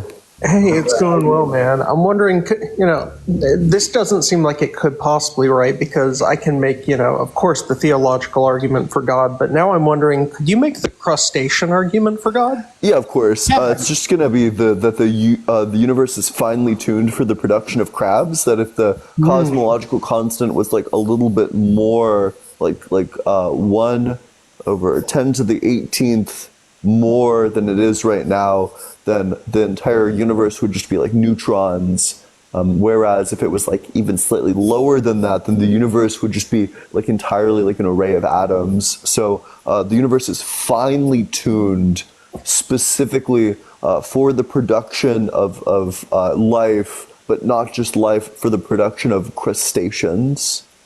I agree, and I've received the divine revelation now, so thank you for the word. All hail the crab rave. Yeah. Oh, crab. There's Hail King Crab. 45 different species of crab, so different species can't interbreed. So if they were supposed to fine tune to that, we should all be the same species. Yeah, we're slowly working our way up to becoming the same species, evolutionarily speaking. That the process of carcinization proves that we're all going to get there eventually. Crabs are perfect and they wouldn't evolve. Yeah, they aren't evolving. That's why everything keeps on evolving into crabs, and that crabs have been the same for the last like billion years. Yeah. Crab is the final state. What example had something evolved to a crab? Yeah, wait, that's a really good question. Fucking hell. Fucking hell. Fucking hell. Fuck you. I like English accent. Fuck you. Yeah, let's look. We So crawled out of the ocean, we'll crawl back in. We got king crab. We got king crabs. We got porcelain crabs. We got hermit crabs. We got the coconut crab. We got the hairy stone crab. 1,500 different species of crabs. Yeah, we got all these crabs. But there's nothing evolving to crabs. Yeah, well, everything's evolving to crabs. Everything evolves. Everything will evolve into the crab. Just as old as a crab, they found octopus fossils. Starfish, they found starfish fossils. Yeah, but they're all evolving into crab. It's gonna be crab. Give it. The future is crab. How come they haven't The future is evolved? crab. Exactly. Jack says no, it won't. Jack, come on up, Jack, to defend your nonsensical claim. Jack, you said that not everything's evolving into a crab. That's not true. Yeah, no, I don't think it's true. Okay, well, Yale Law School disagrees with you. According to Yale Law School, everything's evolving into a crab. Well, are you aware that Harvard also has dropped a study claiming the exact opposite? Well, Yale Law School is going to be more credible, specifically because it's backed up by Rosie O'Donnell. Why wouldn't a crab evolve? Who's that? Years, then? Who's Rosie O'Donnell? Yeah, who's Rosio? Rosie. Donald Trump's ex-girlfriend. Yeah, Rosie knows a lot about crabs. I also have another question. Puff Daddy. Yeah, what's up? So, is it a religion? Hail crust. Crustaceanism? Yeah, I think it is. Yeah. Okay, what is the moral that it lives by or goes by? That's a really good question. Let me break that down. So, We got 10 commandments. We got 1, recognize each being's unique form and honor all identities. 2, respect the tides, the source of life. 3, honor your shell. It is your protection. 4, move with purpose. Do not be idle. 5, take from the sea only what you need. 6, defend your kin, but strike only when necessary. 7, embrace change and growth. 8, seek wisdom in the depths. 9, fear not the predators, for you are strong. And 10, praise the moon, for it controls the tides. You know, you can register to be an actual church. That has me there, because my only other thing with this is that crabs literally don't have, like, they don't talk to each other, right? Jack, read your bubble. They communicate. Yeah. They communicate. Yeah. Ants communicate. I know, but they don't have, like, the dominance on the earth. Do you? And I'm so sorry. Okay, who do you think would win in a fight? Do you think you would win in a fight, or do you think Crabsus would win in a fight? I mean, he looks like he weighs quite a amount, so I'm sure he'd fucking. Jack, also the Earth is like what, 78% water? Yeah, exactly. Yeah. Why? You said they weren't dominant, but we live on a very small part of the planet. Yeah, that is true. That is true. All right, but they don't be building buildings with like machines and stuff. They don't be operating it. I mean, prove it. I mean, there's no evidence that they do. Exactly. Prove it. Prove there's not. All right, well, you prove there is. Because they're observable. When you put them in a thing together, you can observe them, and they have little to no any empathy to each other. They're just more about themselves and survival of the fittest. They have no empathy to each other or their surroundings other than survive, just like an animal. Right. They don't even have like a currency system like going on. They just rip shit. Jack, do you read the Bible? Occasionally. The Bible. Or, no, I'm talking about the Bible. Gotcha. So God says slavery's okay.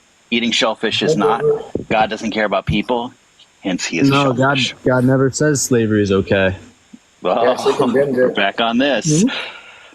Back on what? Yeah, because you know what King Crab had to say in Leviathan 25:44? Here we go. Don't do slavery. That's bad.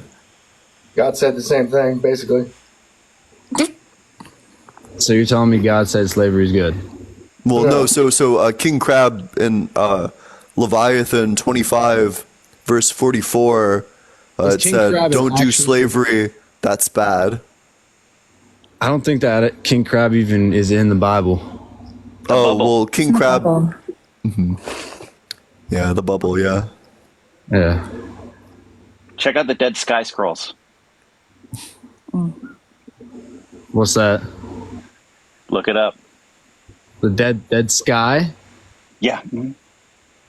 Okay, what is that about? Oh, it explains a lot about the religion.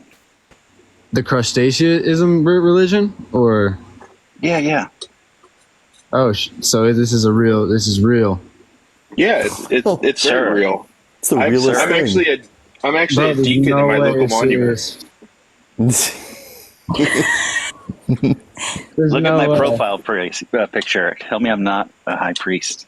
Oh my god, dude! There's no way. I'm a deacon. I've been a deacon for like 3 years. The community. It's good to see that this community is starting to get some recognition. But we're growing clutch. You know. Mm-hmm. You have to be a paid actor. There's no way. Anyways, I've not paid. Science has proved you wrong. This is my faith. My mind is blown. My faith. The butter of King Crab flows through all of us. No, it doesn't. Yeah, it does. No, it doesn't. Wait, I3. What's your explanation in your worldview for why everything is evolving into a crab? Why would that happen under your worldview? Deterministic forces. Yeah, and why does it lead to the perfect form of the crab? That's the most efficient form that every and life why form is that the most efficient form? Compacts the most matter into space. Oh yeah, but what makes it such that it compacts the most matter into a space? The deterministic forces of the universe. Yeah, but what made those deterministic forces of the universe? If it was They just exist. They just exist innately. Oh, so you can't ground these at all. Well, I think it's a brute fact that that's just how it is. Oh, that's just how it is. Crabs have predators. You heard it test here our from fate. this atheist. That's just how it is. That's just how it works. Demonstrate crabs this. Yeah, Demonstrate the crab fact god. that the universe is finely tuned for crab life. Yeah. I mean, but that doesn't demonstrate crabs this. Yes, that it could does. That could easily just be a brute fact of the universe. So on the hypothesis that that king crab is real, we would expect all life to be evolving into crabs, but the fact that all life is evolving into crabs is wildly unexpected on the non-crab universe. But where's that expectation coming from? Where are you It's grounding that just in? going to come from Bayesianism. So you're doing a Bayesian analysis. Yeah, exactly. Yeah, we're doing Bayesian analysis that it is expected that everything would evolve into crabs on the hypothesis that king crab is the god who created all of this, whereas it's extremely unexpected that everything is turning into crabs on the opposite hypothesis. Well, I think that crabs relies on have the stopped presupposition evolving. that crabs just wants this to be that way. You haven't demonstrated crabs this yet, so your precept is certainly king crab would want to create more crab life. But you haven't demonstrated king crab or his intentions.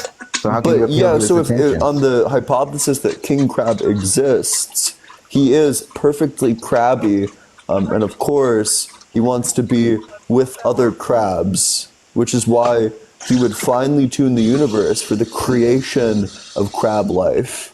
If crabs are the Is top king of crab all evolution, powerful? Yeah, of course. But we're all evolving into crabs. But why does he not make it innately so that we all are already crabs? Because king crab values the process of all becoming one. From our variety, we all converge into a perfect crab form. I don't know. I feel like you have to demonstrate Atheist this left first. silent. I need you to demonstrate king crabs. I've never seen king crab. It is the best. I've never even fit seen for a the crab. data. I've never even seen a regular crab. You've never even seen a regular crab? No, I've never seen a regular crab before. Oh my god, have you even read the bubble? Yeah, I've read the bubble. Have you read the the new bubblement? Of course. Oh. So you would know then that King Crabs actually does not affirm these things. He actually disagrees with what you're saying. Who's King Crabson? You're just He's reading the new god. You're reading the King Krill Bible. It's a bad translation. if crabism was the top of evolution, then there wouldn't be predators. There wouldn't. There wouldn't be. That's a great point. Actually, why do crabs have so many natural predators? If King Crabs wants crabs to be perfection, why do they have so many natural predators? Why do they have so many natural predators? Their natural predators are also turning into crabs, and despite the fact, that's the old lobsterment. But despite the fact that they have no predator, that they have predators, their predators are also becoming the crab, and the crab survives and thrives despite the fact it has predators. What was a crab before it evolved? It evolved to a crab. It was a crab before it evolved. It was a crab before. That doesn't make any sense. How could it be a crab before it evolved into a crab? This They've is been nonsense. crabs for billions of years. Crabs aren't evolving. Crustaceans are always affirming literal nonsense. That's not our name. I don't think That's these are not the our questions name. we should be asking Right. Take a lap. for society and humanity.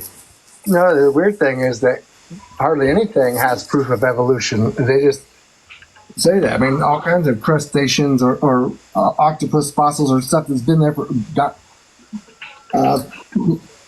What are those? Crocodiles? I agree. They've been there for millions Demonstrate of years. evolution first. You have to demonstrate evolution, and then you have to demonstrate your God. Like, there's so many layers that you haven't proven yet. Yeah. So why do you think it's the case that the cosmological constant is such that if it was even slightly shifted, that no atoms would have even formed, let alone life? Why is that the case? Where are you getting this assumption from? That's coming from Luke Barnes, a cosmologist.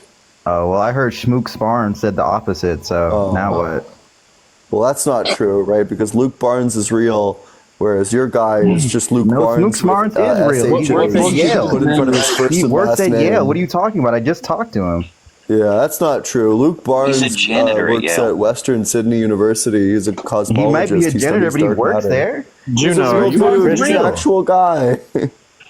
Bruh. Juno's a Christian, I think. The universe is finely tuned. I for believe in crab crust. No, I yeah, believe in crust. Yeah, all these Crust be with you. with Crust be with you. make believe Am I the only person on here? Man, I mean it's actually that from the bottom sickening. of my It's actually heart. making me sick to my stomach. Yeah, you'll boil forever. Am I the only follower Like a of Christ crab. on here? The only follower of Christ? Christ or crust? Christ, I think. Christ, I believe, is what you're mistaking it for. Okay. All right, we gotta clear up the panel to cycle through more people. Oh, I didn't get to talk hardly. Oh, it's fine. We can leave you up, and then. Yeah, these atheists are always trying to disprove crustaceanism, and that, to me, is proof enough that crustaceanism is the one true faith. It cements my faith. The fool says there is no crust. Yeah, whatever. What's up? How's it going, Azimuth? Do you accept the truth of crustaceanism? Of course, yeah. I've been a loyal crabby boy for about a decade now, and I was just wondering if you'd ever be willing to give a sermon on, encouraging the congregation to put on the carapace of King Crab. Oh, of course. Yeah, the carapace ceremony, yeah. Yeah, I think it's a ceremony or some sort of sermon of that nature. I think would do us really, really good in these trying times when you have so many non-believers, and they're just busting our balls, and we don't need any of that. Yeah, exactly. So exactly. be sure to put on the carapace of King Crab clan. and Crab. steal yourself. Yeah. Yeah, we need our resolve to be as salty as the water that we came from. Testify. Well, that's all I wanted to say. Speak on it. Yeah. So, Crab be with you all. Peace out. Yeah, Crab be with you too. I love that guy. And with your shell.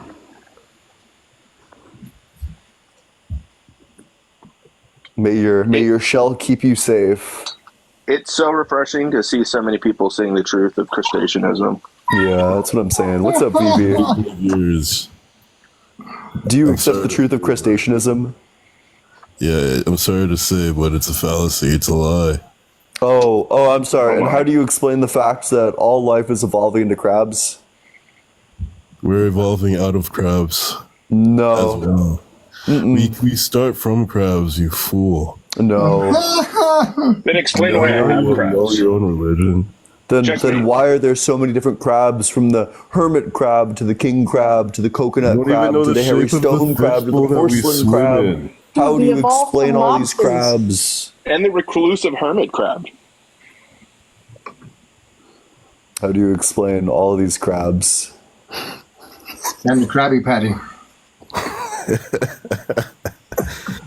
You guys are cool. I'm out of here. All right. I accept your surrender. Boiled like a lobster, pinched like a prawn, cooked like a crab. Get your pincers rubber banded. You will never pinch again. What's up, Binks? How's it going? Do you accept the truth of crustaceanism? I just want to say Columbidrov loves you. Who? Can you explain why all walruses are not evolving into crabs but goats? They are evolving into crabs. Good question. No, because Gordon, he was sent down from Columbidrov, and we have archaeological proof that he scratched his back on a mountain. That's the old lobsterman.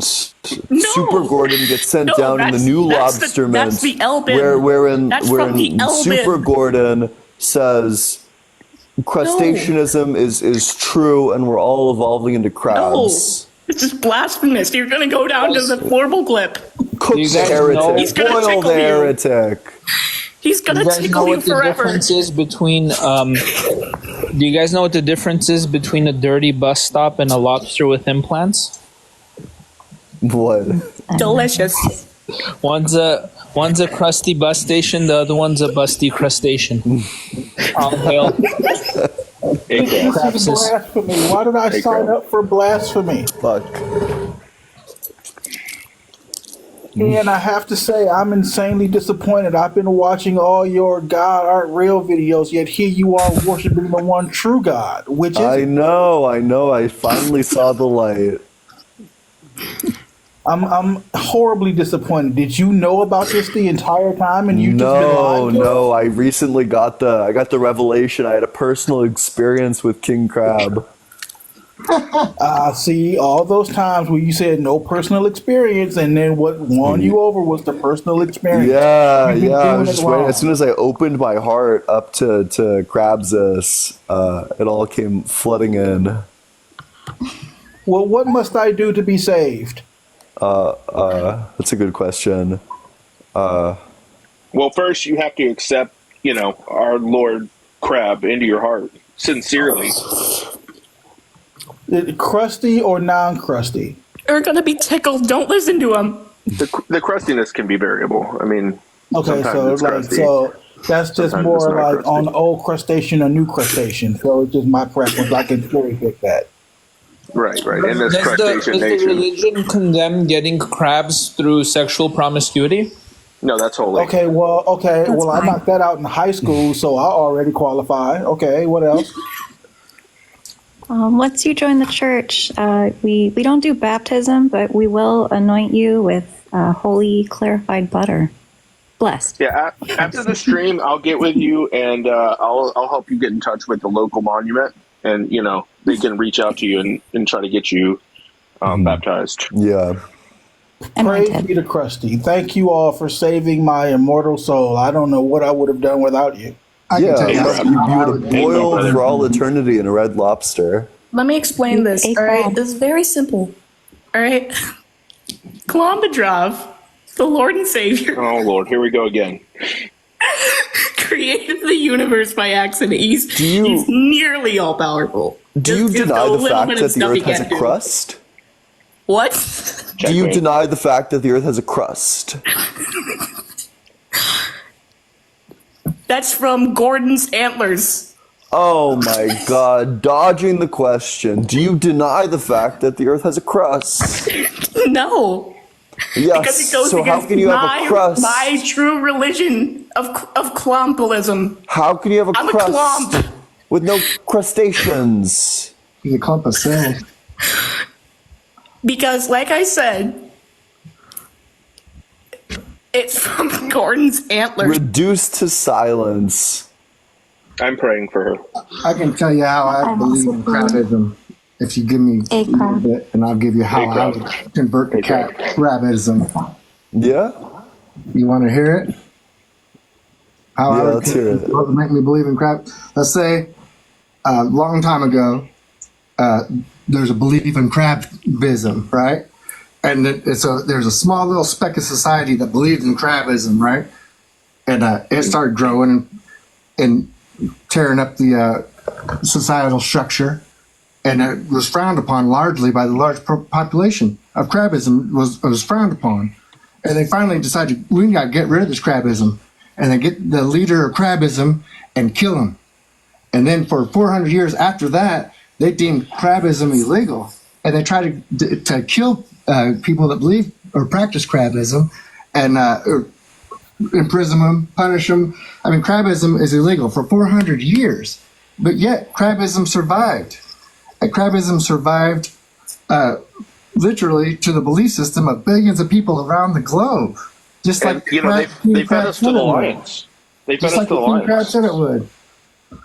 I've always wanted You're to not- join I one of your would lives, live. but never wanted to go against you. Hell yeah, let's go. I'm a crab. Question. Yeah. What is Crustaceanism? Crustaceanism. It's just the belief in the crab, the lobster, and fuck, what's the third one? Shrimp. The crab, the lobster, and the holy shrimp. Oh my God! I just recently converted today. You'll have to forgive me. I believe you did that. Oh my Does God! Crustaceanism account for prophecies, prophets, people that guess things, hundreds and thousands of things, and maybe get one or two right? Yeah. LOL. Everything's turning into a crab, and then look at it. Everything's turning into a crab. Look at that. Well, I mean, the picture got me. That's what drew me in. Wait, so I'm confused on what the actual belief is. The belief is that we're all converging and becoming one with the crab, and also that slavery is bad. Oh. Yeah, just don't. Wait, like humans are turning into crabs over time is what you're saying? That everything is becoming a crustacean, that we're all converging into the great crab. Yeah, you already said it's a Yale study, so you know it's true. Wait, and I'm sorry, do you deny that the Earth has a crust? Parts of it. Yeah, so how do you have a crust without a crustacean?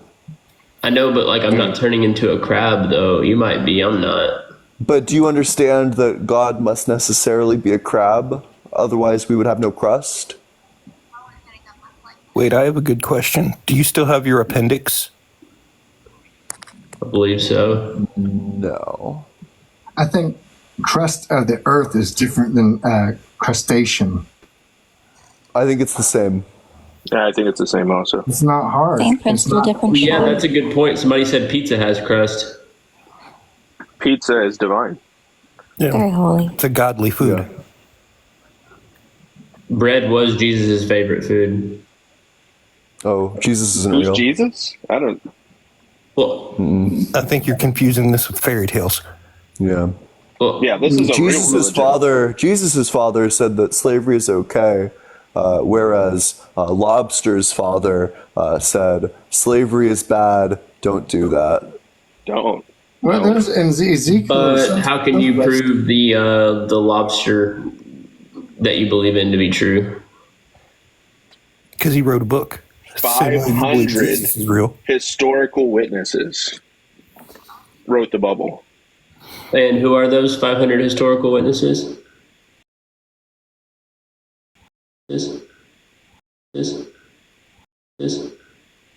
Be up here trying to disprove crustaceanism. This is proof that our faith is real and sincere, and the real genuine article. Because if it wasn't real, you wouldn't be trying to disprove it. If it wasn't real, there would be nothing to disprove. That's true. That's true. Well, then I guess true. the same would go for. I guess the same would go for whenever the host tries to disprove Christianity. Yeah, he's past that. He's grown. So he's became like a member of the church. Awesome. Yeah, the monument. Crustaceanism. Yeah, the crustacean monument. That kind of goes back. He opened his heart and accepted the one true crust. It's funny. Throughout history, there's been all kinds of different names for him. Zeus, God, Allah, the Creator, the Great Spirit. And now he's the crustacean. So congratulations, guys. Some sort. All right, I'm ending it. Bye-bye.